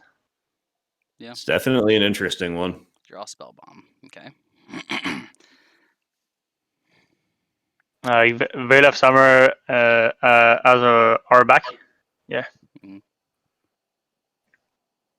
So, assuming we don't draw a fetch land or a shock land, Seal of Fire. Okay. We make this Scourge a lethal attacker, so they're gonna be in chump block mode pretty quickly here. In 2 turns, we make it a lethal attacker off the Peatland. Yeah. It's really sad to see that shadow chump block. Yeah. Oh, whoa. All right. We also. Yeah, we're not running. We have Lurrus, remember that, but yeah, looks like we're the aggressor. So we're not attacking. We are. Why not? Well, we attack. They take it and then kill us on the crackback. They don't have TBR. They have Seal of Fire just to burn us up. Yeah. Yeah, but we can play Shadow. Yeah, I still like sitting back. I mean, I think with this Scourge, we are in such a commanding position. Are we going to put Lurrus into hand if we do? Yeah. So that was my plan. My plan is to put Lurrus into hand because if we tap this, these are 2/2s. I want to play at a 2/2 dash out into a Seal of Fire. Next turn, they're 3/3s. Okay. Yeah. So Sure. we just put Lurrus in hand and hold up Veil of Summer. Yeah. I think so. Yeah. Because now next turn, this is a lethal attacker, and they're going to be in chump block mode with their shadow. Because they're 10 life, point. we're going to be at 10 life. Yep. I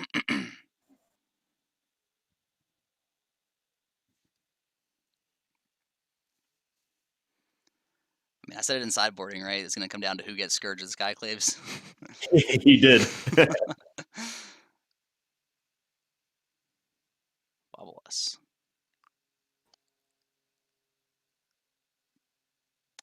Spellbomb. Okay, so their hand is Kroxa, 1 unknown. Yeah, let me actually track this.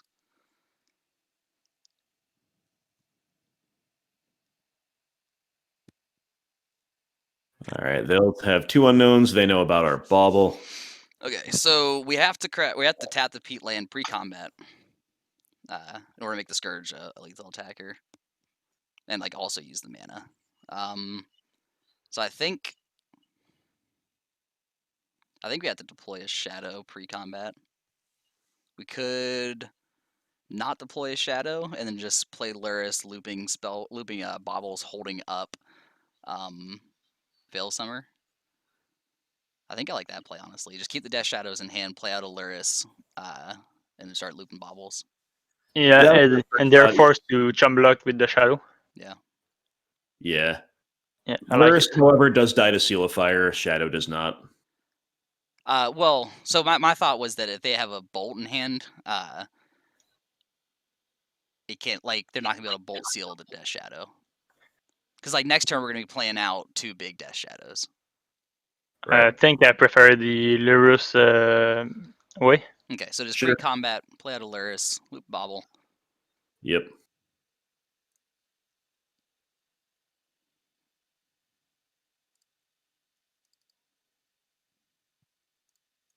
Scourge is now at 10/10.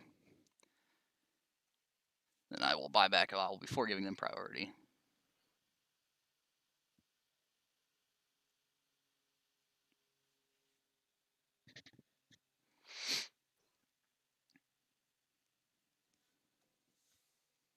You guys can't hear me breathing, can you? Just then we could, but not often. Every now and then there's a little intake of air. Gotcha. This headset sits like right under my nose. Maybe it's not you. Maybe it's the opponent that is suffering. Okay. Moving to attacks.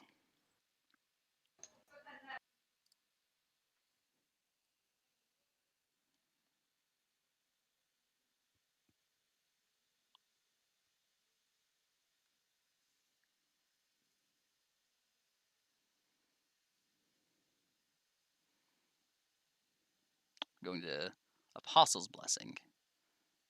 Okay, that's kind of fine. Yeah, I mean, it's kind of sucks that they have interaction of a kind that Veil of Summer doesn't beat, but... Yeah. What this does mean, though, is that now, assuming they can't just kill us next turn, our Death Shadows are going to be huge because they're probably going to attack us. Well, you want to bauble them right now just to further inform whether we have any need to play Shadow instead of holding up Veil just to stay alive? Maybe we can draw a push. Great, but we don't strictly need them to win if they are going to have to chump next time. All right, Seal beating Lurrus, sure. Top card. Because if we see like a TBR here, then we kind of have to play out of Shadow. Yeah, we see K Command, huh? I think I'm just going to pass holding up Veil of Summer. That's what I want to do. I want to say, like, you have one unknown in hand. It has to be TBR, otherwise I'm probably going to win this game. Yeah, that's fair. And why are we not playing Shadow? Holding up Veil of Summer. Okay. Maybe Shadow is better there. It's definitely real close. Yeah. That Inquisition would have been the move last turn, I think. Yeah, but I think they have more pushes than TBR, so I think especially post side. Yeah, especially post side. Yeah, we don't even know TBRs in the deck still. Ooh, we're dead, right? Or shoot, are we? Well, it depends on they go for Kroxa. Okay. They've had shock to 8. They can't shock us with the K command. Right. That's what I was first thinking, but then yeah, we can beat that. Okay. Either way, they go for this. So we throw probably, right? position, yeah. Yeah, but if they want to shock us with the K command, we just Veil of Summer. Yeah, exactly. Right. Yeah. Let's fire off that Bauble too, just for the end step. Yeah, we just draw a push and life is good. They drew a Dismember. Okay. Doesn't matter too much. Well, they're going to if they don't fetch. Right. We draw Swifty. Yeah. Okay. And it's Fatal Push. We know their hand is exactly K command, so they are just dead. Rewarded again. Again. Right.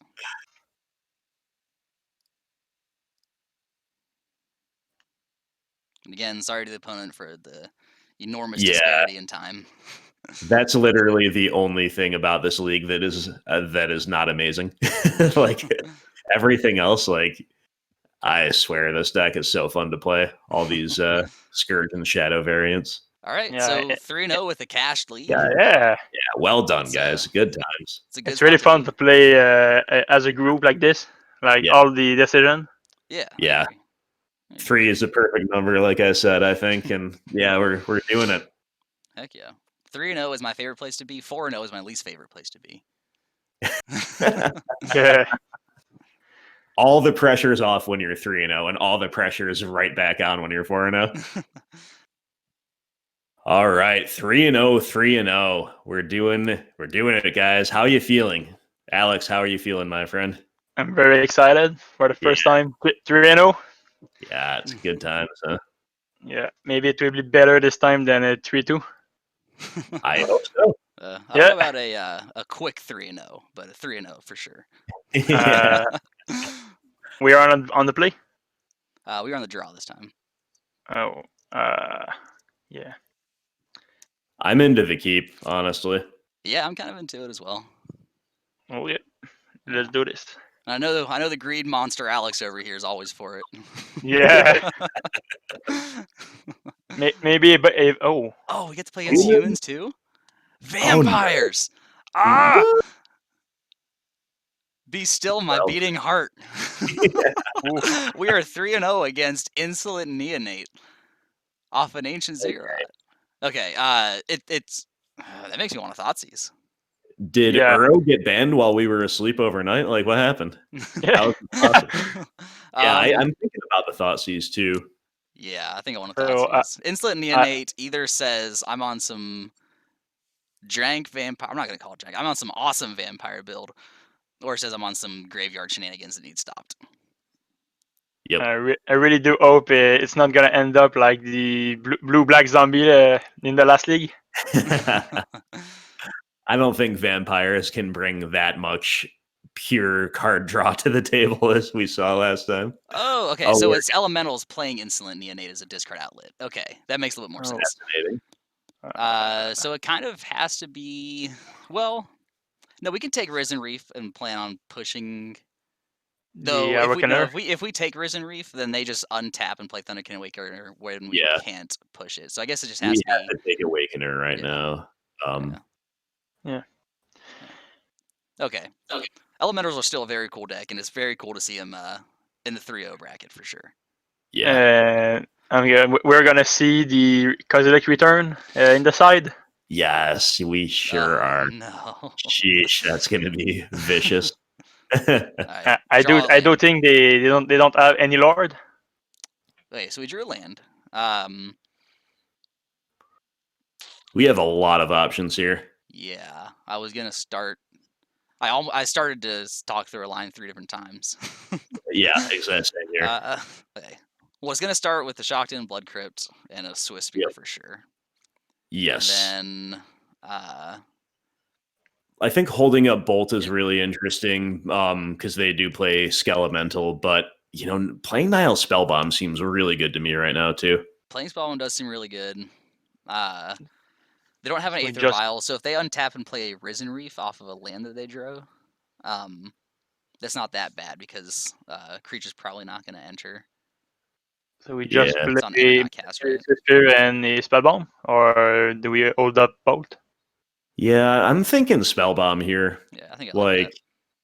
I wouldn't even be heartbroken if we absolutely had to cash it in without the draw. I think we have a really high card quality. We have a lot of the right half of the deck right now. Yeah, just need a green land. Yeah, we do need a green land, and I'm also eager to start clocking proactively, and this lets us do that as well. I will say I am a grindy game too. Yeah, let's say I'm a hard respecter of this deck's ability to grind. Like the opponent's elementals grinds like nothing else. All right, so they discarded a Phantasmal draw card. That makes sense. It does.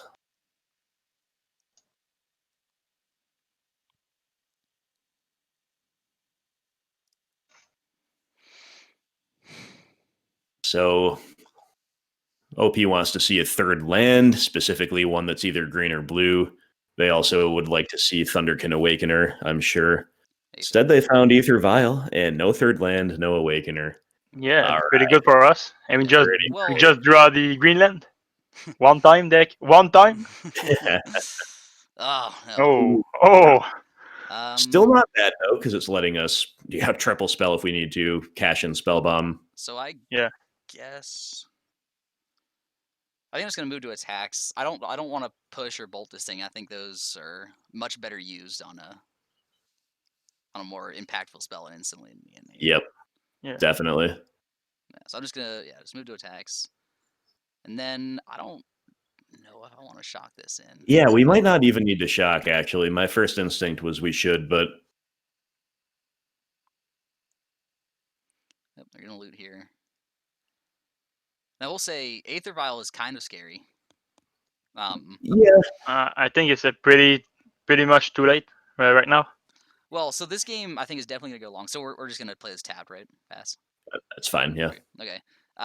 So I play a lot of goblins, and Aether Vial is like the best card in the deck just because of the sheer card draw you have, the amount of matrons and ringleaders that you chain together. Aether Vial is not really ever dead. And if this game goes long, I think it's kind of the same thing for them. I definitely think there's a lot of truth to that. They pitch a Shriekmaw, which is interesting.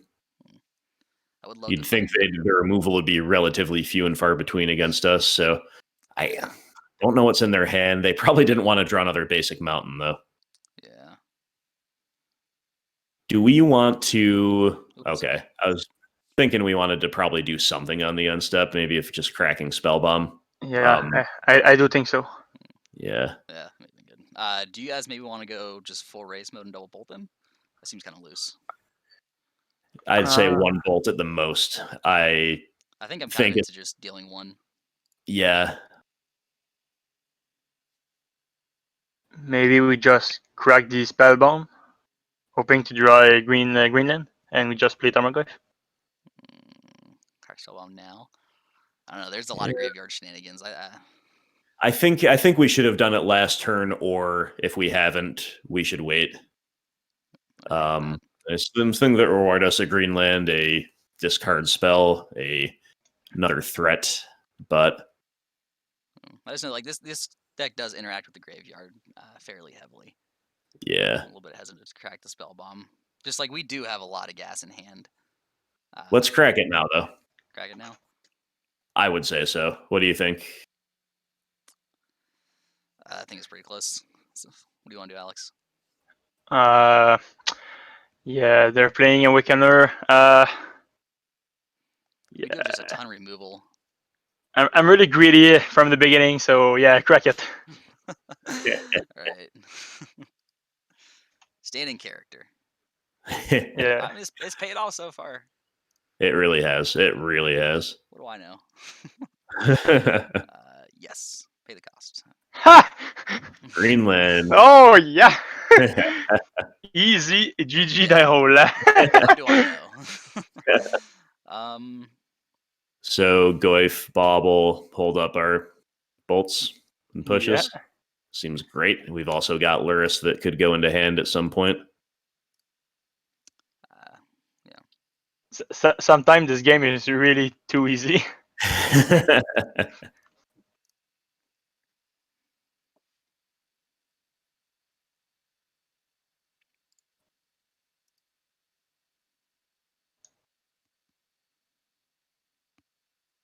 Alright, I gotta say, this Claim to Fame is looking pretty good in our hand. Do we want to bauble them before we pass turn?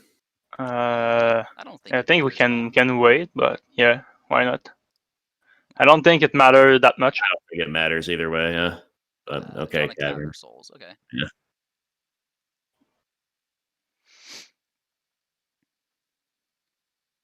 Oh no. 2 might mean I don't want to say it. Probably if I'm the small image. Ooh. Cool. I'm just gonna bolt this right now on our turn. Should we push it? Yes, we should. Okay. Yeah. But yeah, we definitely do something on our turn. I didn't want to say it, but I was thinking Unsettled Mariner off the 2 CMC. Ooh, yeah, that would be definitely scary. Yeah. For a part, I was thinking about Image copying the Goyf. Yeah, that's definitely live too. No, yeah. Yeah, that would have been not the best. Oh. Ha! Big Yeah. beaters. Big beaters. Nice. Okay. So they play out the Risen Reef, and then I guess if they go for an Aether Vial activation, I'm definitely gonna respond to it. But if not, I think I'm gonna end step bolt it, and that gives them an opportunity to respond with the Aether Vial trigger. Well, they have Vial on 3 now, so we're not worried about Mariner or certain things anymore. Right. What would we specifically? Well, okay, there's main. They're just doing that first, so maybe they draw a Skelemental. Interesting. I'm just gonna bolt this. I think. I guess we could respond to anything else. Can you zoom in? Can you zoom in for me, please? Yeah. So whenever this or another elemental enters, It's a must kill target. Yeah, so definitely. Anything else because they didn't play this and violence something else. Right.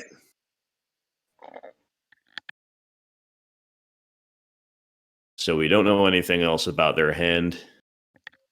Which I guess maybe this was smart. Because it was pretty easy to say, like, yeah, they should have cast the Risen Reef and then vialed in something else, because it's instant speed, but maybe this gives them the potential to double spell. Yeah, that could very well be.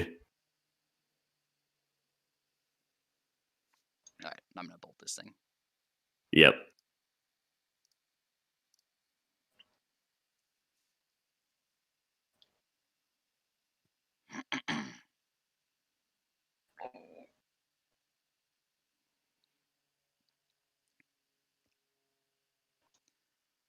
So I'm not going to say that my jungle list is better, but we can't traverse for a. Oh, yeah, they just put the other Risen Reef. Ooh, Unsettled Mariner. Okay, but we can't traverse for a Plague Engineer in this list. That's true. Yeah. All right. Okay, so I think we're just serving with the Tarmogoyf. Yeah, Mariner is no longer that big a deal. We can just attack with all of our creature and just blow them up with the bolt. I think we want to save the bolt for this Risen Reef. I think this turn should probably be. It's either. Yeah, I think it's just attack with Tarmogoyf, play out Scourge, as opposed to putting Lurrus into hand, and then hold up Bolt for the Risen Reef. Because this thing, if this goes unchecked, we're just going to lose the game. Yeah, but just to Alex's point, like, we're going to kill them real quick if we serve with both and they do block and we get the Bolt blowout. Okay. So the only way that's bad is they block Elemental on Swiftspear, because then we have to bolt the Elemental to save Swiftspear. So we do have this Claim to Fame in hand. We'd kill Mariner, and then the Elemental becomes a 2/2, and Swifty's a 2/3. Yes. Okay. Yeah, and we can still claim the creature that died this turn. Yeah, claim is live. Yep. Yeah, let's just make them figure it out here. I think that's good. Looks like they might just be chumping. Okay, because they've chumped. I mean, yeah, we just let this go through. This is fine. Yeah, and play out a Scourge and pass. Yeah. Yeah. I want to put Lurrus into hand. A big part of me does anyway, but probably is supposed to hold up Bolt. Yeah, and we need to be more aggressive. Like, so, I think our Lurrus can maybe outgrind the Risen Reef. That's one way to look at it. Okay, it is the one card in hand. It's not like they're playing out a whole bunch of elementals. Yeah. Just put Lurrus in hand this turn. I kind of want to fetch up a basic here, though. Yeah, I think that's fine at this stage. I can't wait to see the Kozilek return in game 2. Yeah. Yep. Yeah, Kozilek return seems okay here, I guess. Yeah. If you like just like 3 mana instant speed, 5-for-1s, I guess it's fine. All right, they're going off here. Phantasmal Image on the Scourge, probably on the Risen Reef. Okay, so they just want to draw infinite cards. Yeah, which makes sense. Paying costs again. Please stop, opponent. Oh, and they get to tutor for anything here. All right, so yeah, they went off. Yep. All right, maybe holding up Bolt was better. It definitely might have been. Yeah. I think we're still like in a pretty okay spot. Obviously, they got 1 million cards, but yeah, like we definitely have some big boy beaters. Yeah. They did have a bit of a nutty follow-up, though. No question about that. Yeah, and saying holding up Bolt. Yeah, and your call about Ether Vial is proving to be very much correct, too. And saying, like, yeah, we should have held up Bolt. Probably just, like, results-oriented thinking. I mean, they kind of needed to have, like, almost this exact progression to really punish us. Yeah, but they sure did. Yeah, they sure did. Another image? What? Holy cow. Maelstrom Pulse 1 time off the top. Oh, no. Oh, boy. This is grotesque. Just like that, they got 4 cards in hand. All right, I'm going to...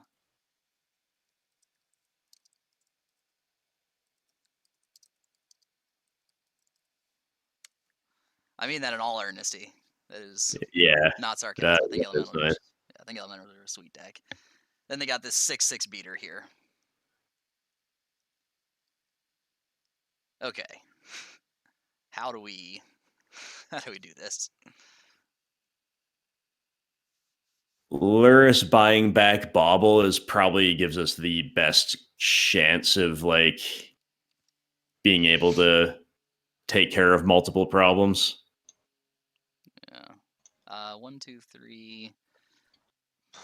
I mean, if we want to throw resources into killing this elemental, we attack with Scourge and Tarmogoyf that block with their elemental token. We bolt it, and then we play Lurrus, buy back what they killed.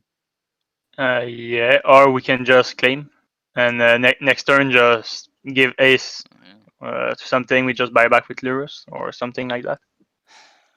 But that means we're bolting this elemental. I mean, we're not gonna bolt all 3 of these anyway. Yeah, just begin with the attack. Yeah, I guess I'm attacking with everything too, because if they block Swiftspear, that's kind of fine.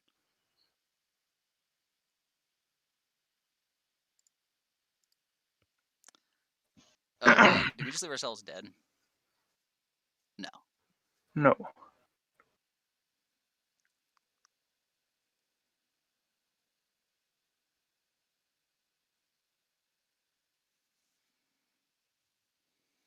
Okay, so I don't think I'm not moving on this bolt. I don't think. The elemental is gonna die after combat. Yes. Yes. Okay. Okay, so play out the Lurrus.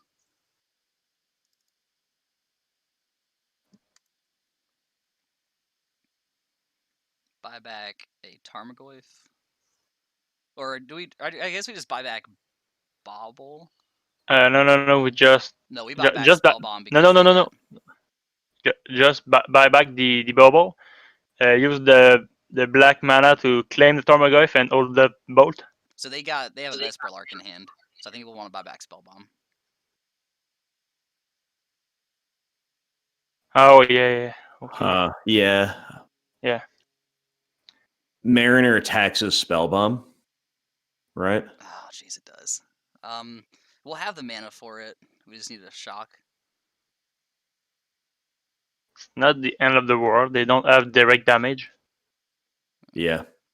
I'm gonna just kind of start making moves here. Yeah. Definitely, clock is a thing. And you can still gain life by blocking with Lurrus. Yep.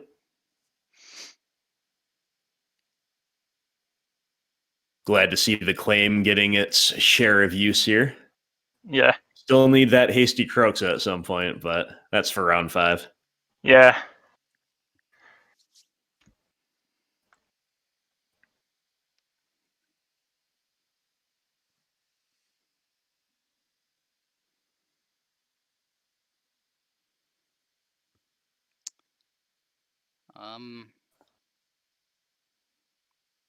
I guess I see what they target, but It's only one of the Harbies is the only thing they can. Harbinger right? or Risen Reef, right? It's power. It's yeah. I was thinking CMC. I think you're right.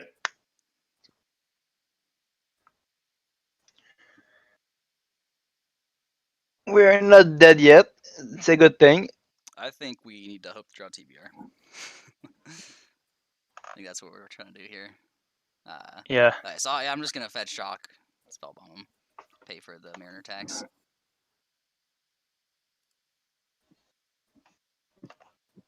Last fetchable Shockland.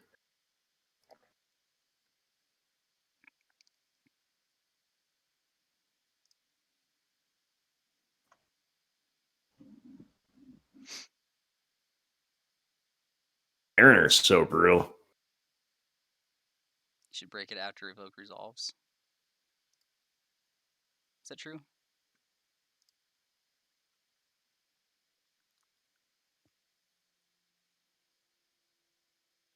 Just to get the Vesper Lark itself out of the graveyard, I guess. Yeah. Oh, yeah. Okay. Yeah, no, my brain was thinking Evoke was what brought the thing back. Yeah, Evoke is what makes that leave. Yeah. Yeah, it's totally fine. Yeah, that's absolutely right.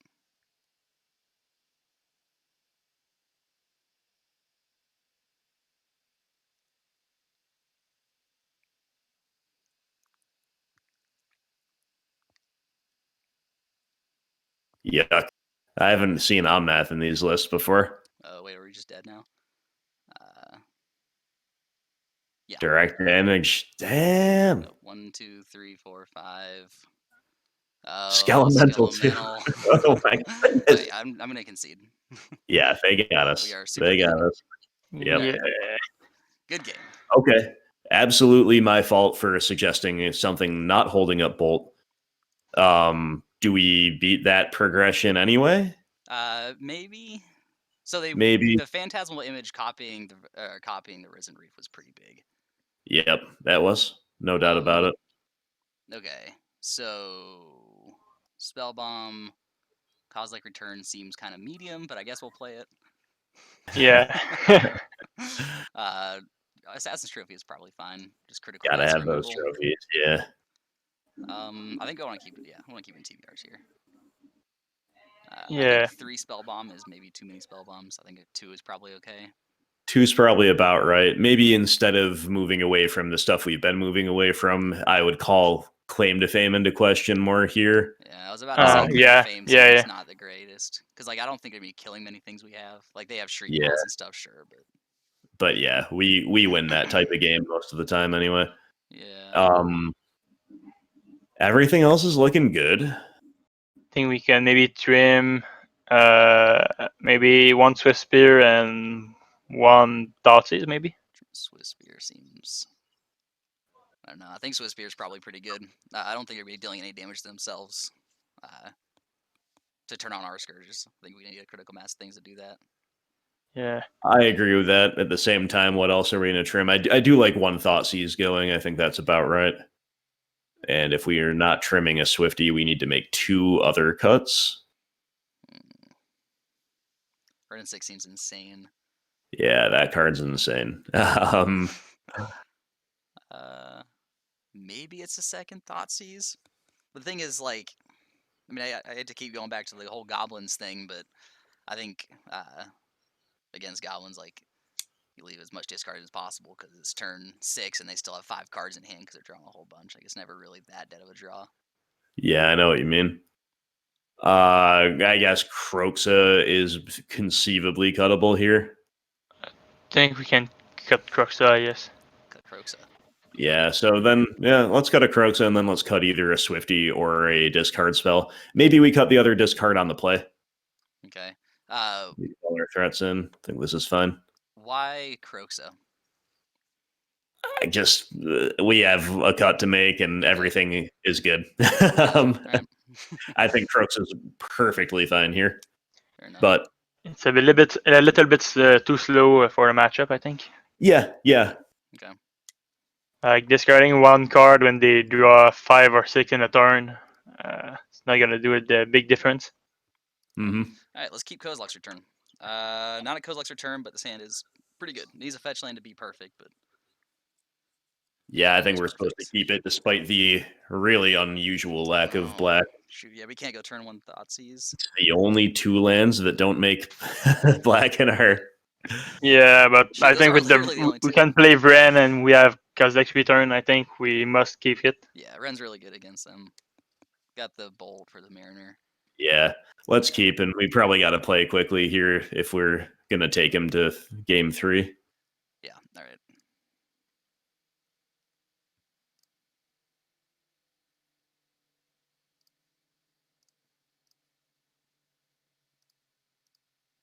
Drawing a Cavern of Souls.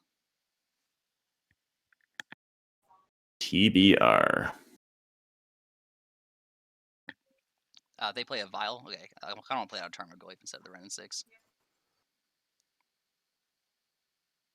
It's like Wren's not getting us any value right now. It's a beat her down. We're not going to kill anything with it. Sure. Yeah.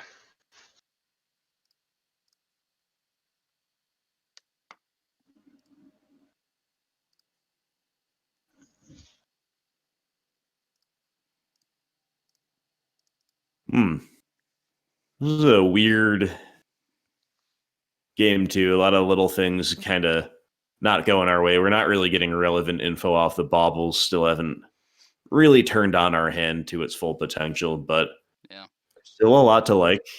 Yeah, that mountain was any fetch land. Yeah, exactly. say it looks like a Mariner. Okay. I guess I'm just bolting this, attacking. I guess so. Yeah. Just play a Spellbomb afterward, or do we keep this Dismember up? No, you have to pay 1 We thunder. we can.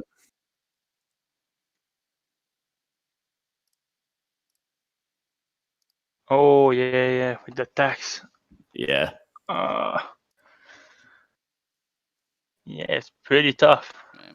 Yeah, It is. But, this Goyf is still going to pose a problem for them. Yeah. I'm gonna apologize Yeah, ahead of time if I kind of like click through things without talking so much about him. Yeah, that's going to be necessary here, I think. Just need a third land, and we can do something with the Wrenn and the Yeah. Dismember.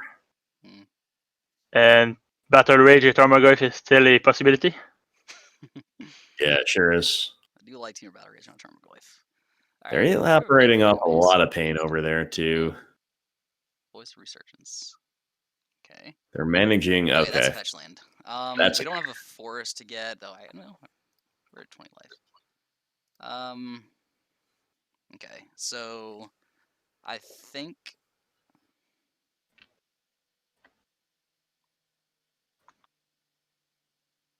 Do you want a Thoughtseize here? I think I do want a Thoughtseize. I can't Thoughtseize and Wrenn and Six. The Wrenn and Six, yeah. honestly, is not doing a whole lot this turn. I think we Thoughtseize and then decide whether to Wrenn or Dismember Spellbomb based on what we see.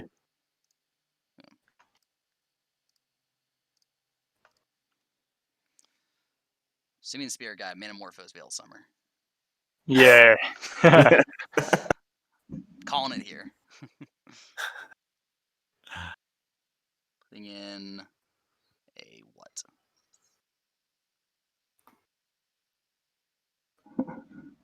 Other Unsettled Mariner would be rough. Phantasmal Image to copy Goyf, maybe? Okay, yeah, so okay. Okay, so we gotta... I don't know. You can ping with Wrenn, or... We can ping it. Hell yeah. Yes, that's really nice. Awesome. 2 Thunderkin Awakeners. Okay. So I guess... I guess we just take one... Take one, ping with Wrenn, and stay back, right? Why stay back? Well, we're giving them a free way to kill Wrenn on the crackback, but maybe we put them under enough pressure. Oh, you're right. Yeah, I'd rather keep Wrenn around.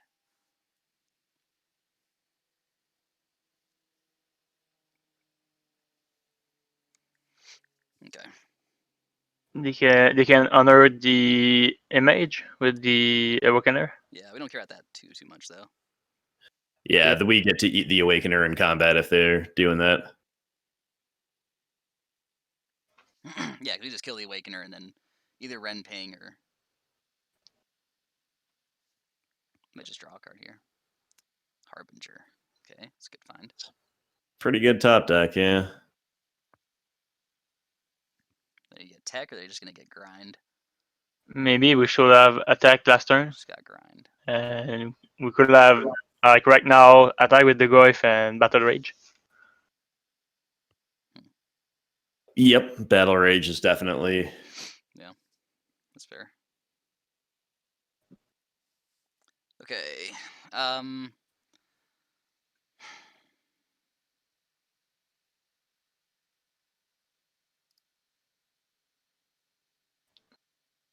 gonna try and get him dead. Yeah. Yep.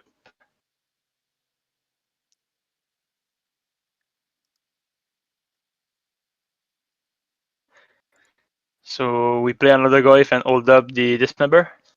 Mm-hmm. That's my plan. Good.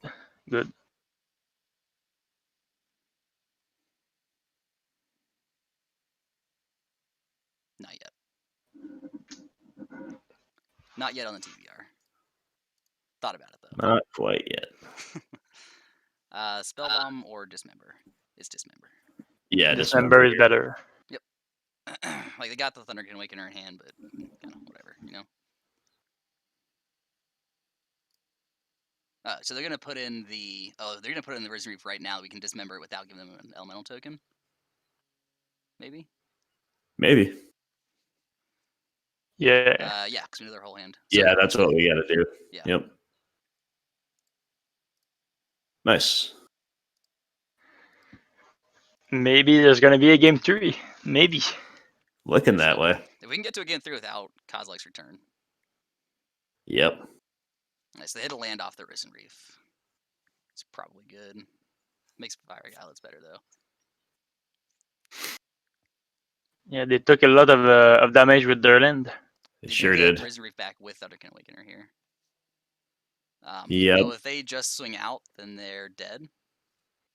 Yeah, they've got some big problems. Yeah, this TBR is gonna be a pretty big game.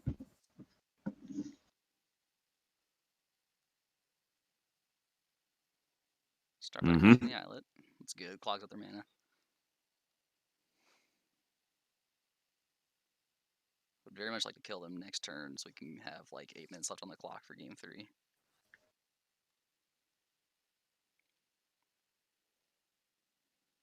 Okay.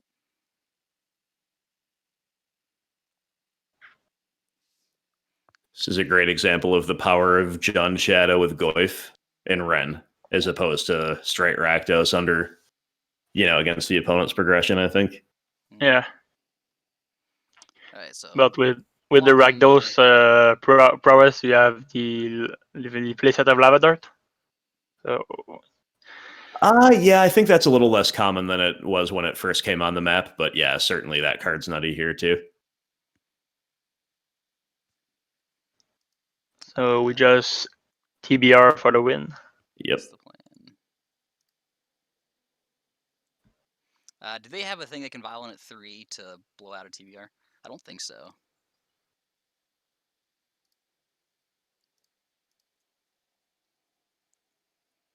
I'm trying to think. I don't think so. Okay, very nice. GG. Nice. Okay. So maybe on the draw, we are a little more interested in a non-creature spell over a Swifty. You could play a Thoughtseize. You could bring back a Kroxa.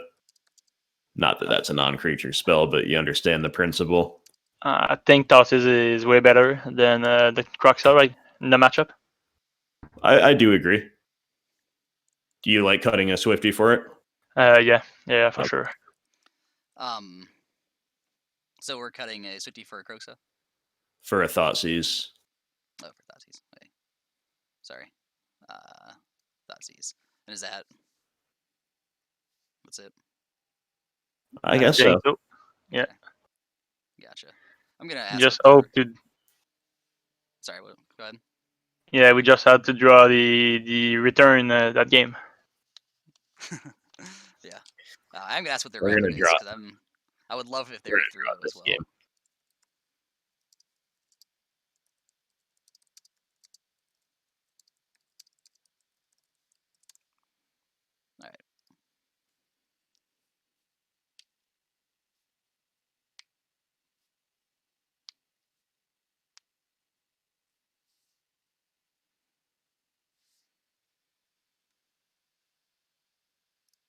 All right. They think you mean overall. Like you're the... Yeah. Oh, whatever.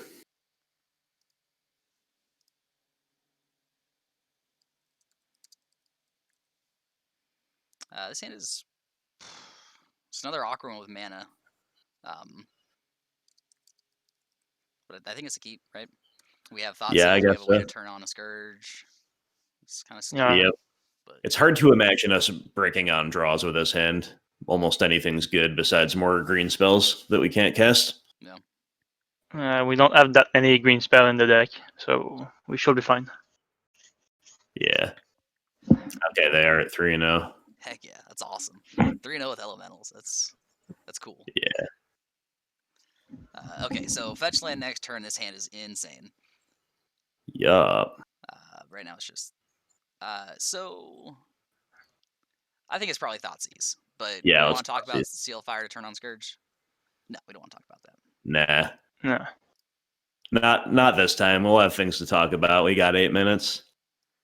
2 Spite Skellies. 2 Skellies. Whoa.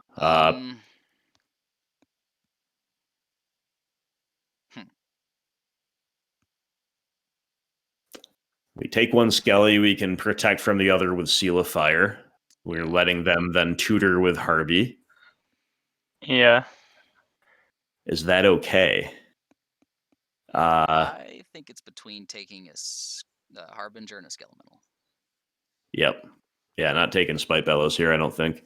Yeah, I'm kind of leaning towards Skelemental. I think it's better to take the Harbinger. I think, yeah, maybe we can just discard Green Spell if we don't draw other land. Yeah. Good point. Right, Grim? And if we do draw like a fetch land and we get Wrenn down, And if they land plus a spell to that. If they hit us for 6, we can play Shadow.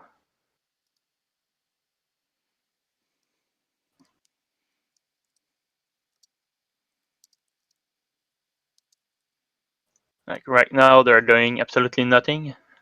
Yep. Okay, so we didn't draw anything, so we're just, I guess, deploying Seal of Fire Tango. I do want to shock in, though. Yep.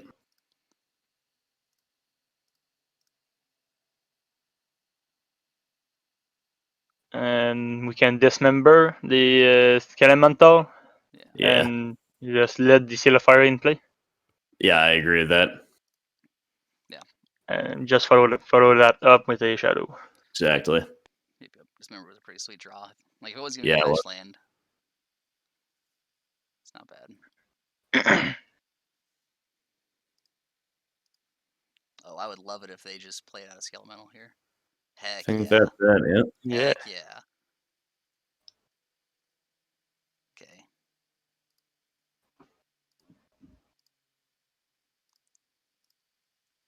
Now, if that were a, what's the ball lightning? If that were ball lightning, I'd be, maybe let it hit me. Yeah. Can they blitz out with a 2-mana spell? Oh. Well, we got the seal. Yeah. But, yeah. Wish we had that was pretty good. We can't discard 2 cards to take 6 damage. Yeah, So probably not. They do have another Skelemental in hand. Yep. Bauble. Okay. Yeah, it's just I mean, in a way, it makes it really risky for them to hit us with a Skelemental, though. Yeah. The fact that we got the Shadow now. No. Do we want the main phase? They just evoke Spite Bellows and then Vial in the Skelemental. Oh, the Vial of the 3, sure. Oh, no, you can't evoke off a Ziggurat. Okay. Do we want a Bauble now? In case we draw, like, Bolt specifically? Yeah. Okay. Wait. Oh, no, Thunder Waker. Okay. So yeah, Spite evoke is a cast, so they can evoke off of Ancient Ziggurat. Thunderkin Awakener is actually kind of scary here. That's terrifying. Those skeletons. All right, this is not looking good for the home team. Ooh. Yeah. If we're gonna lose, I would love to lose to Elementals. Yeah. But 3 red in the pool. Yeah, evoke Spite Bellows. Yeah. Yep, that's the play. Yep. Can't stop it. Wow. Thunderkin. I mean, I would still be thinking like, okay, but the Awakener. Yeah, Thunderkin Awakener is it's gonna be a rough one for sure. Is there 1 card in hand? So we do get to Thoughtseize it. We can Thoughtseize it. Yeah, I was just gonna say that. It's either Scourge and Wrenn or Tarmogoyf and Wrenn. I kind of think of Scourge and Wrenn. So if we draw a fetch land, we can like play a Tarmogoyf. Yeah, it's really hard. Yeah, I guess so. Wow. Do you guys want to discard Tarmogoyf or Scourge? It's a gut check. I mean, certain things turn on one.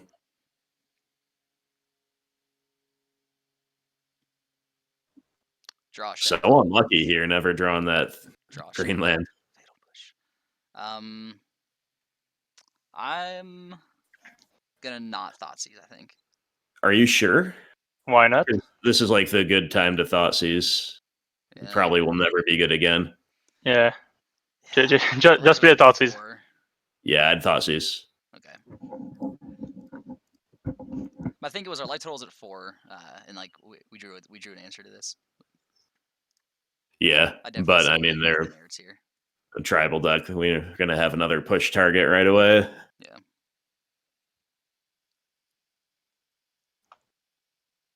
Right, so these last 2 have been some pretty lopsided games, I think. Yeah. Oh, File in another 3-drop. Risen Reef. At least we're not dead, but yikes.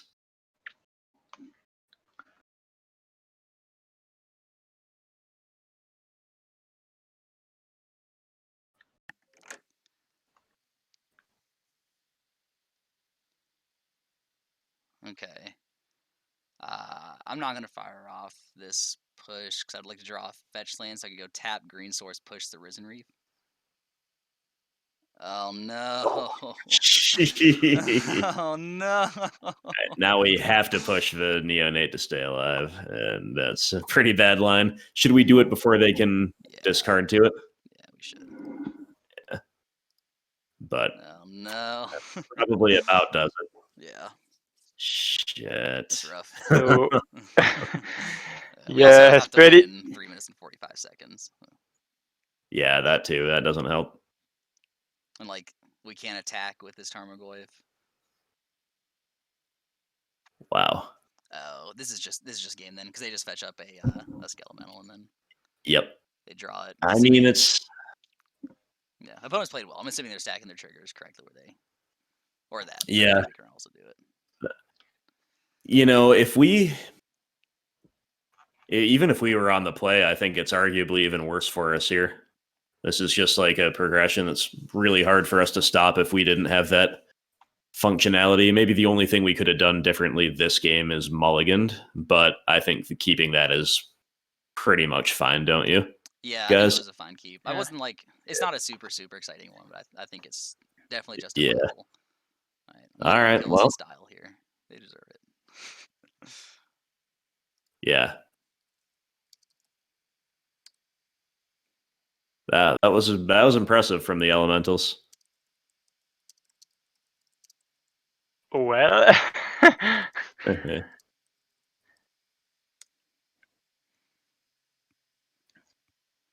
All right. Good games. GG's. Yep.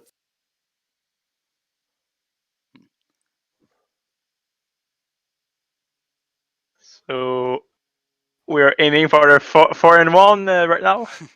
We are. Yeah. Which is a totally fine place to be. That matchup might be kind of tough. That might be one of those where we are better off on a traditional mid-range deck, opposed to a shadow deck. It's a little hard to keep all of their stuff down while also turning on, like Scourge, for example. Yeah, I mean, Scourge just looked. Scourge just looked very, very good this league, but that game it did not. Yeah. With my first league on this deck, I did find myself siding out a couple Scourges in a couple situations. I think that might not be the most uncommon play pattern ever. Reasonable. All right, we got discard into Goyf. Yeah, nice. We're good. I'm just gonna lead on the Blood Crypt here. Yep.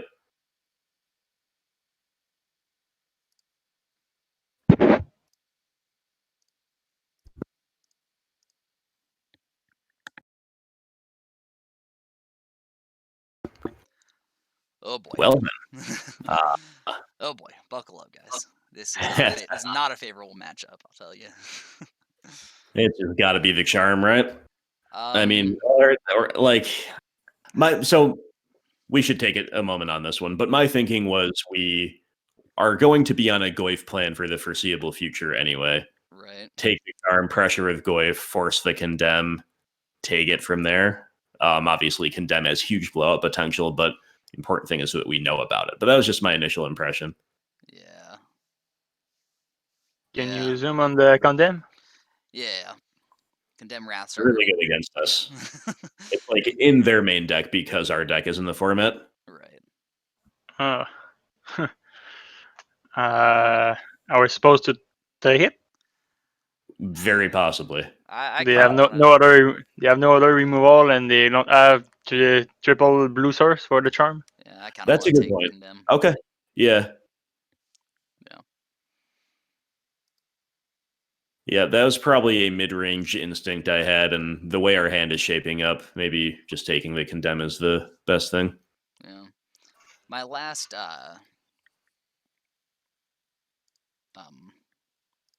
Jun Shadow League that I ran like with my own list. This was my gatekeeper to the 5-0. Oh yeah. That was 4-0 going into it. Not this opponent. I about that, I remember. Yeah. Miracles is pretty rough without Stubborn Denial. Yeah. But we have Veil of Summer and Boil. We do have Veil of Summer and Boil. Looking forward to boiling some opponents. Don't shock in Spell Snare. Okay. Shock and Spell Snare have been so rough there. Yeah, I guess we like Fetch Shock, bolt them. Play Scourge. Yeah, there's no reason to do it right now. They've got it instant already. We're not going to grow the Goyf.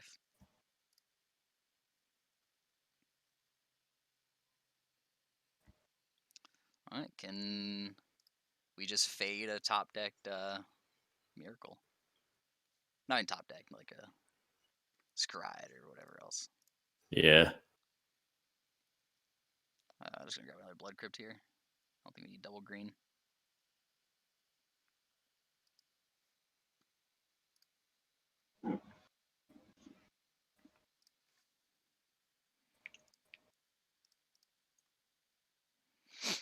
I guess there's no reason to bolt now, huh? Not really. But it is going to go face. I don't think this really has any targets here. Like, I'd be surprised. Alright, the important to know, they also do have the third blue source for Archmage's Charm. Yep. Yeah. Scribe both the bottom. That's a good sign. That is a good sign. They didn't run out the Scalding. They don't play it, yeah. Wow. Interesting. I mean, every point of life does matter from their perspective, but yeah, that's... What does that mean, though? Can we read them now for like a Path or a Condemn or something? That really sucks. I was gonna say probably the answer is yes, but... I'm just going to fire this offense step, I think. Yeah, you just gotta go for it here. Oh, come on. Oh, boy. All right. Yeah.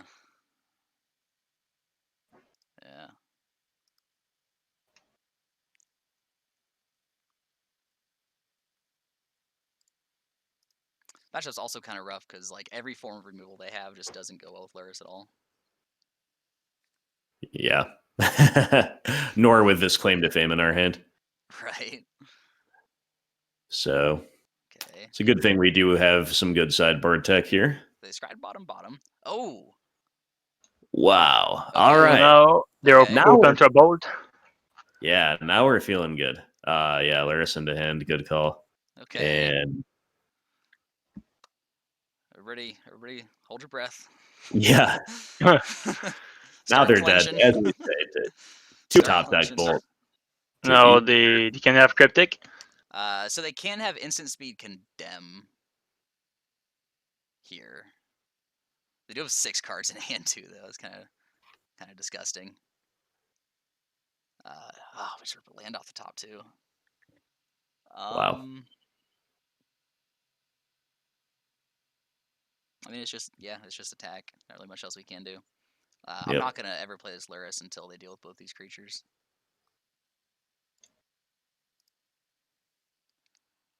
I think. No Cryptic. They just know it's on top. They bottom. Whoa, we just faded. Yeah. Okay. Okay.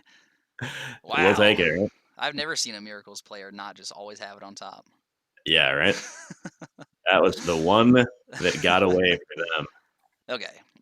And now we have the good sideboard. Yeah. The one Boil seems like medium. I guess we'll play it. Veil of Summer. And then maybe a Spellbomb. I think a Spellbomb is. I think a Spellbomb is definite. I think 2 is. I think we can play either Cleansing or Trophies.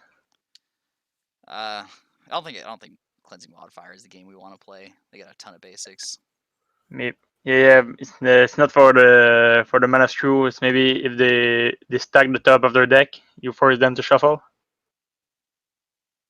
That's definitely a good upside of those cards. I don't know if they play to the board or if their land base is such that we want to do that anyway. But it's definitely possible. You're basically rating the ability to cantrip with Spellbomb versus Wildfire. They both cantrip.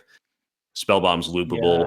Probably its effect is probably more relevant, leaving the shuffle aside. Let's figure out what we want to take out. I think we'd take out both Claim to Fames. Yes. Dismember. Yeah. Yep. I mean, is Dismember better than Fatal Push? We take out Fatal Push too? Yeah, I mean, we can take it all out for sure, but if we have to leave removal in. I'm going to play Trophy instead of Pushes in the matchup. I think that's really reasonable. I think Trophy is definitely better than Pushes. We are at 60 right now with TBR still in the deck. Yeah, how do we feel about those? Maybe we can cut one. Against heavy black or white base removal, I like taking TBRs out. I also feel very, very unfavored here and feel like we kind of need to blitz them. Yeah, we could play with one. If we just cut one for a trophy, I think that's a fine configuration. Yeah. Yeah, it's looking all right to me. I don't have a strong feeling on how to finalize it. Could do a few different things. I think that's fine. Yeah, I think I like that for Jaces and Big Tefs. Sure. Let's join them out for the last game. Yes, let's do it. Damnedest. Let's try to join them out. That's what 2020 has become. It is no longer let's jun them out. It's let's try to jun them out. Yeah. We love it. OP Mullen. Snapping this off. We're taking this one. We're taking this one to the house. Snapping this off. This game is our from the beginning. Yep. Land drops are nutty here because they get us toward Boil and toward Escaped Kroxa. Let's boil them out. Okay, so if we can just go turn 1 Thoughtseize, turn 2 Thoughtseize, turn 3 Kroxa, Rakdos Shadow, turn 4 Boil. Yeah. We'd love it. Yeah, that'd be nice. Let's do it. I'm just gonna leave on the Blood Crypt. Alright, let's make their hand non-functional. Yep. We just help them again.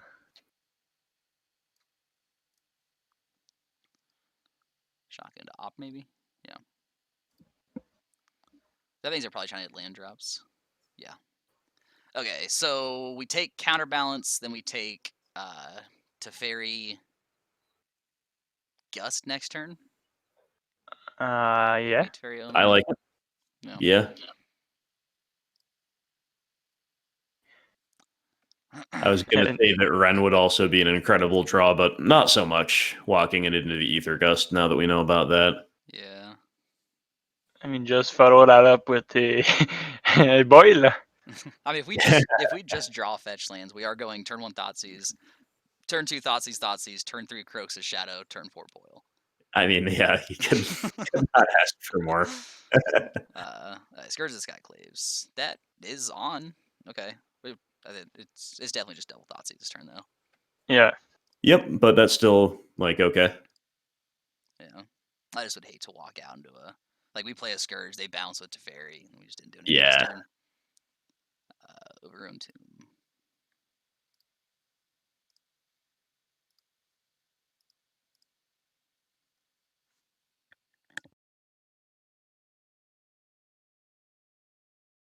So we just take out the Teferi and the Gust? Yeah. Take Teferi, and then take the Gust.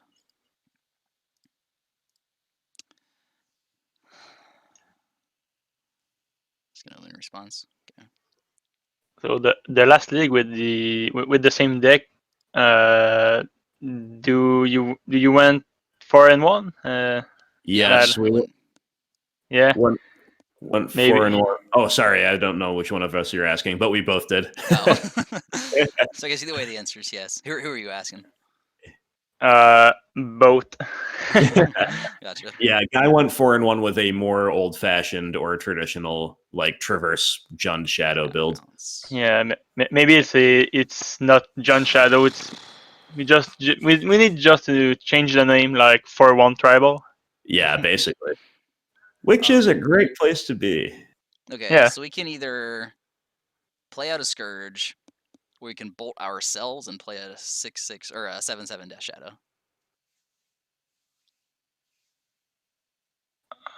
Wait, no, I don't know. No, it'd be bigger than that. No. Can we just play the shadow and leave up the bolt, or what's the last card in end? We don't know. Did Right. I track the Mystery Reinforced? No, I tracked the Mystery Reinforced. This is their card in hand. No, they played it, right? I thought there was two of them. They And I have got two. rid of one. Yeah. Oh, They have two of them. I see. Yeah. Well, what is less likely to get counterbalanced? Yeah, so the counterbalance is blind. If we run, like we can run out of Scourge. My thought for a bolt and shadow was we can bolt to check for a counter. Yeah, that's definitely something. Or you can just play Scourge. I think they have more 1-drop than 2-drop, so maybe the Scourge first. Oh, I think they had more 2-drops. Personally, I don't know. I have no idea. I think it's kind of 6-and-a-half, one dozen the other. What do you want to do? Yeah, Great Alex, monster. your What's call. our play?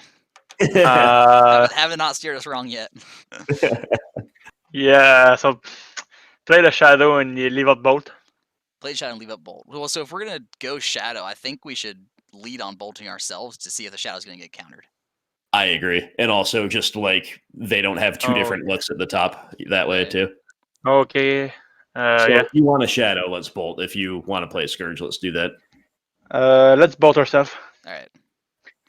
I'm not familiar with counterbalance. Okay, so every time it's really good. Every time we cast a spell, they're going to reveal the top card of their library. If it shares a converted mana cost, it will be countered, and it is. It is not. All right, so now we just pass. Yep. That's rough. All right. Should have gone with Scourge. I told you guys all along. Yeah. It's funny that they countered bolt targeting ourselves. Like, it's just funny that happened. Yeah, that is funny.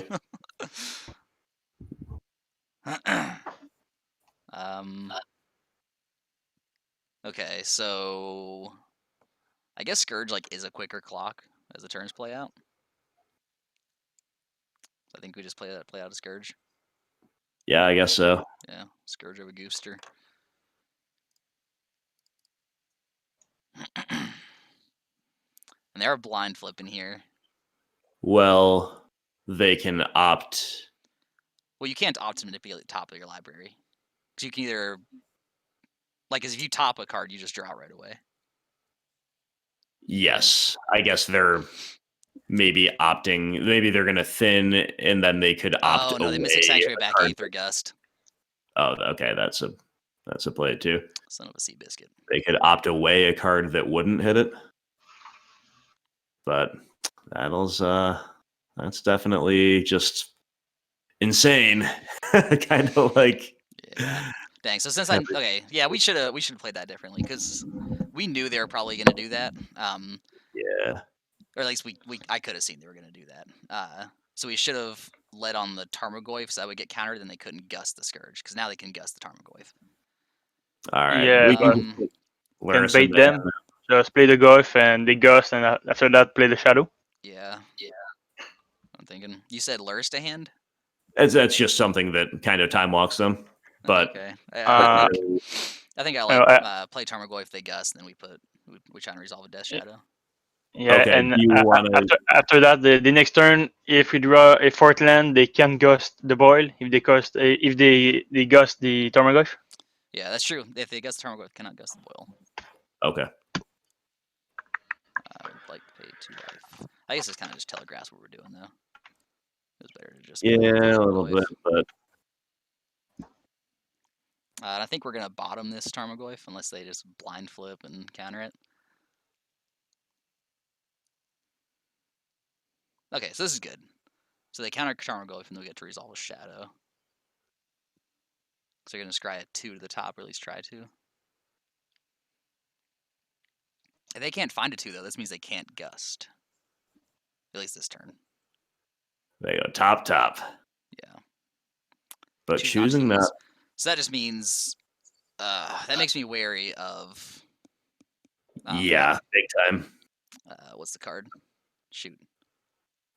Condemn Path, something like that, right? No, what's the miracle? Put all creatures on the bottom of their library. Oh yeah, Terminus. Terminus. Yeah, that makes me wary of Terminus. Yeah, I was thinking maybe because we kind of telegraphed the play, like you said, they would top a really impactful 1-drop spell that also would counter our second play, and then be good after that. Yeah, this Tarmogoyf is just not good though because they have a Gust in hand. I still think we have to play out the Death Shadow. Okay. Yeah.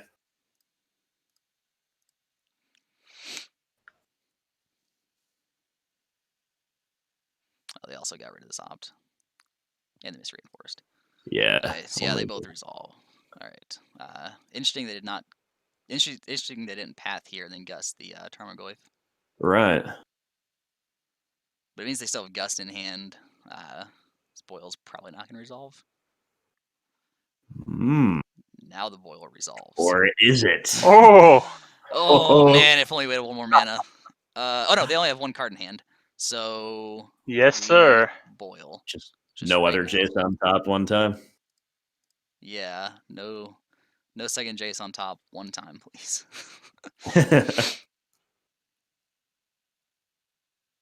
Nice. I'm still not feeling yes, sir. I'm in the best spot in the world, but Veil of Summer is real good though. yeah, but I mean, like, oh, buddy. Okay, but we cannot. So they can't stop this, right? Because we Assassin's Trophy the counterbalance. If there's a 2 on top, no, because we can't. So I guess we have to lead on Veil to check for a 1-drop. Although they would have put a 1 on top because we showed them Death Shadow. So I think we just trophy the counterbalance. Why not the Jace? I think counterbalance a little bit better than Jace. I don't know. Is that true? What about leading on Kroxa? Okay. Like if it gets countered, that's not the end of the world, and it also doesn't use our green, so we could consider fighting over it with Veil of Summer than playing a Shadow. Well, yeah. so we can't fight over it with Veil of Summer because we can't respond to the counterbalance ability. Well, we can't respond to him revealing the card. Oh, okay. Yeah. Yeah, no, you're right. Yeah, because there's no window of priority. Still leading on Kroxa, though, I think is okay here, right? Yeah. I do think so, yeah.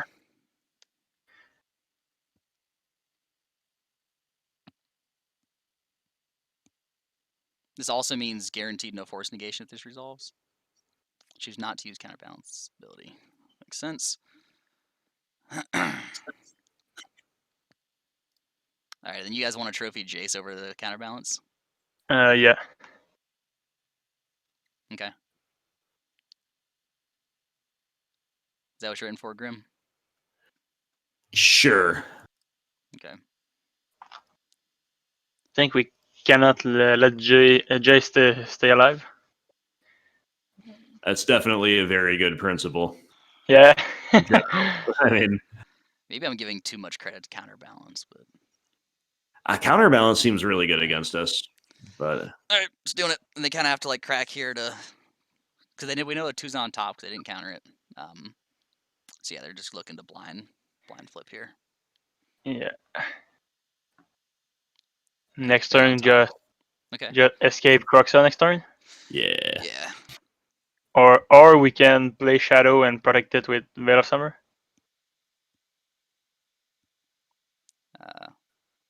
I kind of would rather do that now. We can play Shadow, Wrenn, buy back a fetch land, and have Veil of Summer to protect it. Yeah. So we buy back Wrenn and Six. We don't have Veil of Summer to protect because we only have 1 green source. Yeah, but we can buy back Wooded Foothills. Yeah. Fetch Shock and take Stomping Ground.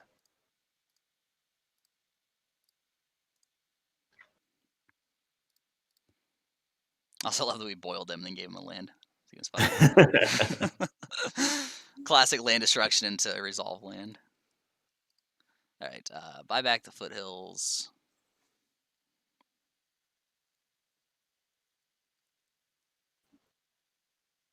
Then we play Death Shadow with Veil backup. Yep. Yeah, very good. Archmage's Charm on top, which is not a land, which is kind of cool. Hail Simmer does not stop Condemn, though.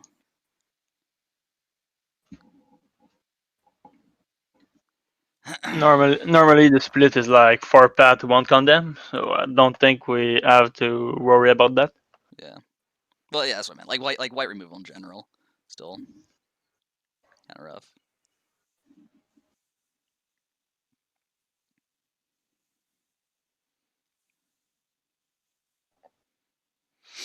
All right. We are buying back at Wooded Foothills. Yep.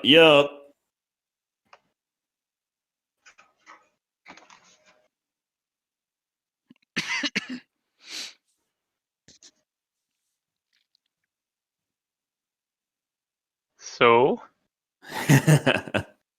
Possibly lagging on our end. Does not look like it. Yeah. maybe they choose to concede. All right, opponent. Come on.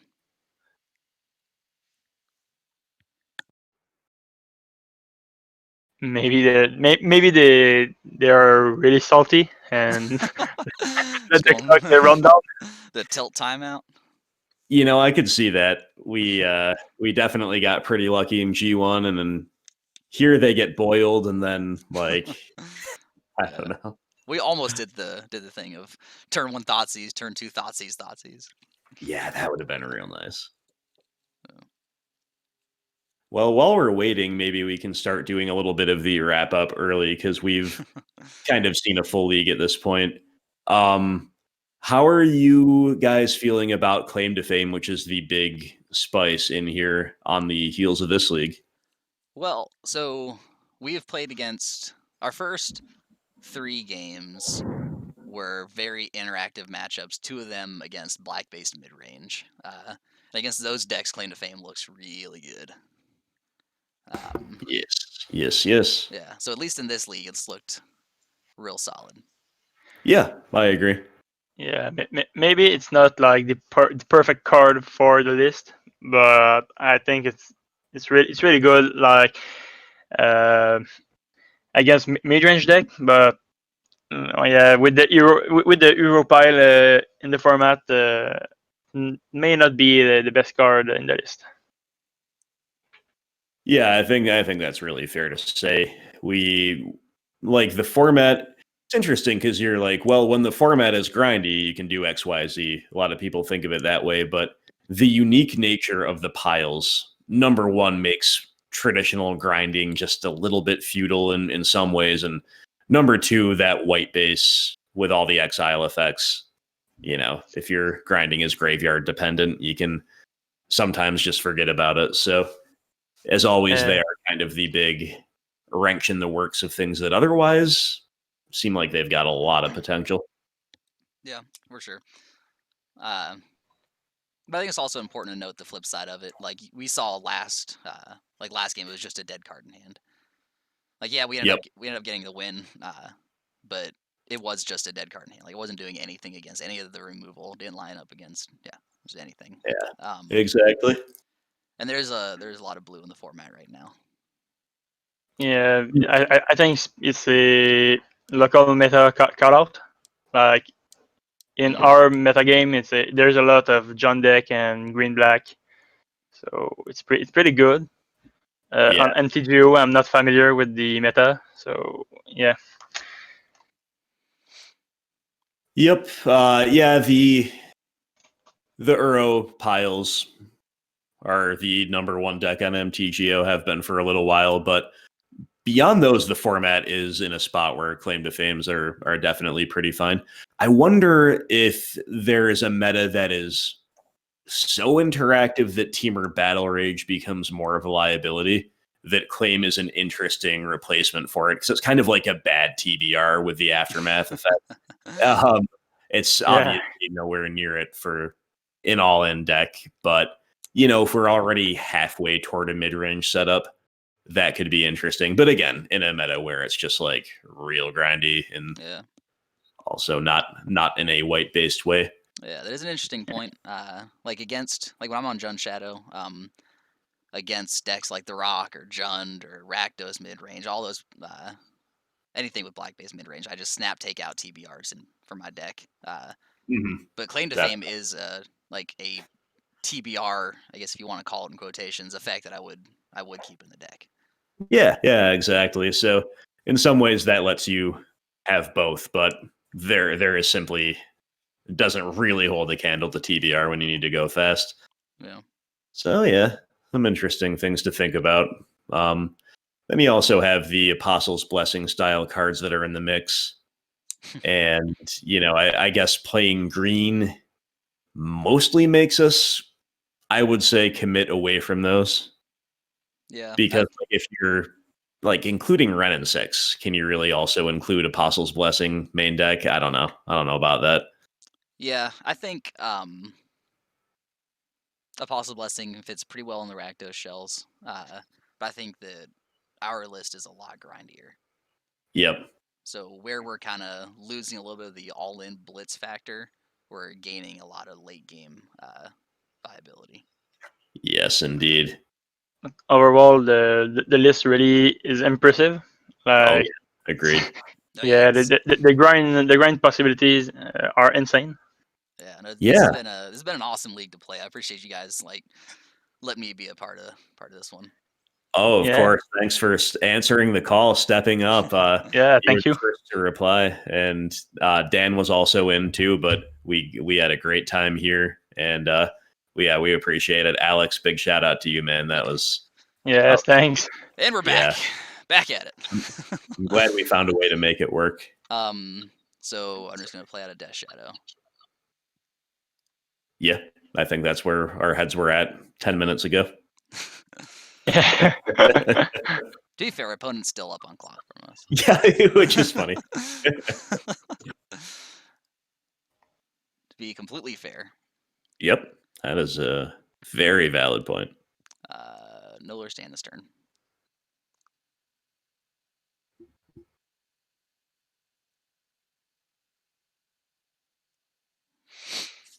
So next turn we can just Veil of Summer. Yeah, so that was exactly what I was saying. Like Veil of Summer doesn't really do anything against. Yep. So we know they're drawing. So we know they have Cryptic Command in hand as the one unknown. They are drawing an Archmage's Charm. We have a second Boil in the deck. We also have a Kroxa to unearth. We have Kroxa in the bin. Yep. For that, yeah. So does the opponent time out again? I guess next turn it's kind of bad value, but I think we lead on a Veil of Summer to ensure Kroxa resolves. Because we lead on Veil of Summer, we see like an Omen of the Sea on top. We're obviously not gonna spend a bunch of money on a Kroxa. I don't think so. I think we have to keep the Veil of Summer. We have to keep the Veil of Summer. I mean, it's like what with them stuck on 2 mana, we know their hand. I don't think Veil of Summer is stopping all that much because they're not gonna they're not countering anything of ours. We know they're not drawing a land for either of these counter spells. I don't think Veil of Summer is gonna stop any counter spells. I think it's maybe better to use it as a check to see if Kroxa resolves. Because if we exile 5 cards from our graveyard, we spend 4 mana. We're not putting Lurrus into hand, and Kroxa just gets countered. It's pretty big. Yeah, everything depends on what we are gonna draw. Yeah. If you can manage to draw Thoughtseize or something like this, I can keep the Veil. Good news is in 10 more seconds here, I no longer have to feel bad about us being way behind on clock. Yeah, this makes up for all of our clock disparities throughout the whole league. It's really funny. People are gonna see the league last like 2 hours or something, and Alphabet is the opponent times out. Yeah, at the end of our opponent times out. If I was recording by myself, this is where I would have liberal use of the cutting functions, but because we are kind of all hanging out and also doing our wrap up at the same time, I think this is totally cool. Speaking of the wrap up, so I'm just going to look back to our DMs Guy, you had a couple questions about how like selection as it pertains to the kind of stock conception of this list right now. Have you felt that those questions have been mostly answered by your experience tonight or today and maybe last night getting some early reps in? You were wondering why Wrenn and Six, for example, how often can we deploy T2 Shadow? Is the Swifty and Burn package really exactly where we want to be? Stuff like that. Yeah, so like I said before, I'll go and tab over the list here. I have had, like, before this league, I have had 0 experience with this deck. Yeah. I played a small amount of Jund Shadow, but the more classic Jund Shadow list, where you have, like, Street Race, a Traverse package, and that deck plays out so very differently.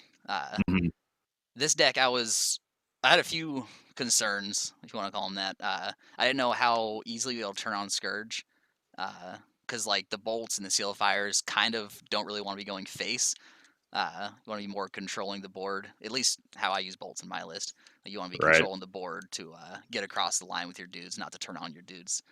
And we saw there were a few games where Scourge kind of chilled out in hand, not being able to do anything. But for the most part, Scourge has been pretty insane this league.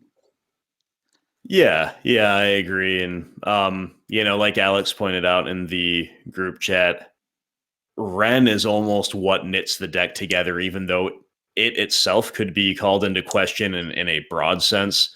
Number one, like you said, the raw power of the card is just off the charts. And number two, it does kind of like we get to turn on our own shadows by looping fetches. We get to ping the opponent if we need to just get a Scourge down and start going from there if we are otherwise controlling their board or their hand or both.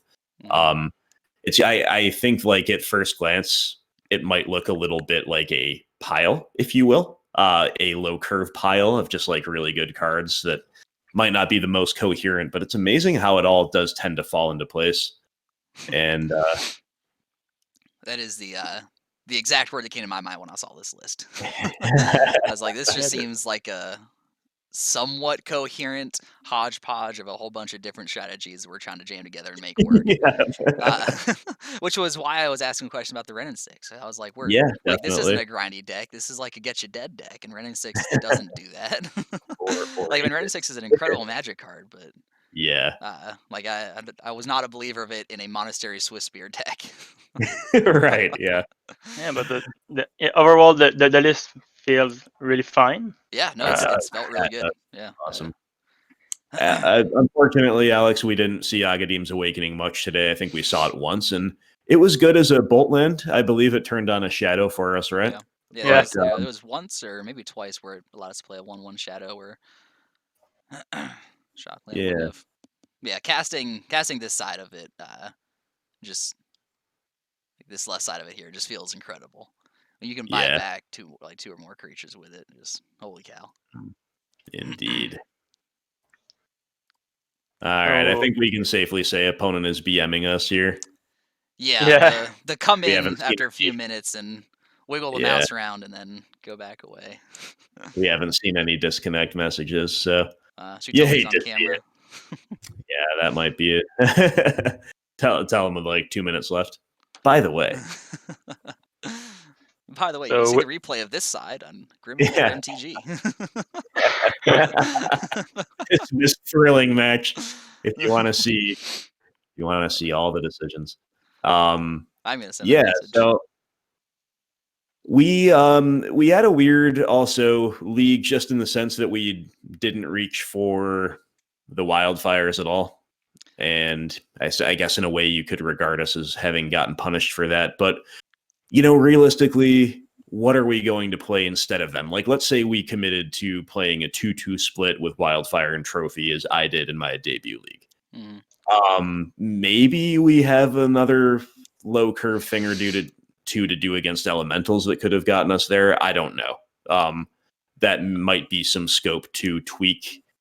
We don't really have like shatter effects as Colligan's command, something that we want. Trophy as always can get pointed at anything.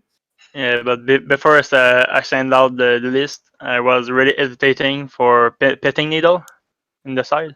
Pithing Needle, interesting. Interesting. Yeah. Yeah. So I think it's pretty easy to say, like, look at this league. Like, yeah, Cleansing Wildfire's Assassin's Trophies didn't really do anything. Like, this league, if you had replaced Cleansing Wildfires with, like, I don't know, K commands and another Veil of Summer, maybe a third Spellbomb, it would have been great. But I think Cleansing Wildfire and cards like it are cards that need to be there in the sideboard. I do like too. They're monsters in the format that just require that they're there. And if we don't run into them, I'm much happier for it. But I think they need to be there in general. I agree for sure. I kind of like two with 2 trophies, and I think trophies been good this league. Trophies showed us just how flexible it is, and yeah, I certainly never hate any amount of Wildfire. The card is insane. But it's yeah, if you look at the list, that's maybe the only thing that looks cuttable, unless you didn't want to play with Veil of Summer. And even though it's been awkward in places here, we probably still do. Yeah, but for Veil of Summer, I think we all ate it. But I think in the format right now, we are forced to play it. Yep. Yeah, probably. I think that's exactly correct. I mean, if we ever get to that point in the game here, I think Veil of Summer is really good in our hand right now. Like, we get to use it to check to see if Kroxa resolves. Oh, can we play Magic again? We can try. We're potentially in with a chance to do that. I would not like to pay the life. All right, so I'm going to lead on Veil of Summer. Yeah, I'm gonna lead on Veil of Summer. If it's a 2 on top, I'm not gonna play Kroxa. I'm just gonna put Lurrus into hand. If it's not a 2 on top, then I am jamming with the big boy. Cool. Lead on Veil of Summer. How long will this one be on the stack for? Maybe this will resolve, and then our Kroxa will be on the stack until they time out. Alex, is there anything else you want to try in this list? Like if you were to play it at your local store next time? Probably take Lily, maybe 2 or 3 Liliana of the Veil in my sideboard. That's right. Yeah, you did mention that. Yeah, that's a really cool idea. Yeah, I think there's a lot to like about that. You can just take Lurrus and put it in the main deck and switch for like being a more mid-range deck with Liliana. Yep. Oh, also, I'd like to say, before the people in the YouTube comments call it out, I have just now realized that I'm an idiot. If Veil of Summer resolves and it's a 2 on top, I was saying I can't play Kroxa, but I have a resolve Veil of Summer, so I can play Kroxa. Yeah, that's true. Yeah, that's a big if it resolves. So. Right. And I'm not talking about them having a 1 on top. We were just get to that stage of the game. Hold on, I'm gonna see. I wonder what percentage of people on YouTube, number one, have watched this whole conversation and watched this whole BM go down. And number two, what percentage of that percentage have watched it on normal speed? To you, if you've watched this whole thing and on normal speed, I salute you. You are a dedicated viewer, and we really appreciate you. Sorry about this. Yeah. Are you okay with me throwing your name out here like this, Grim? I don't. You're just stating facts. All right. So make sure you're cool with it, Fry. Yeah, I appreciate that, but that is just funny and necessary. Although I don't know exactly how soon this will be uploaded because we got to get all the Battle for the Veil stuff up first, and then there might be another league after that before this one, just because we played Jund Shadow so recently. But it'll be out soon enough. It's reasonable, and we'll make OP sweat to wonder when it's going to come out. And regarding our result today, I don't get my 5-0, so I'm gonna try maybe at the end of December.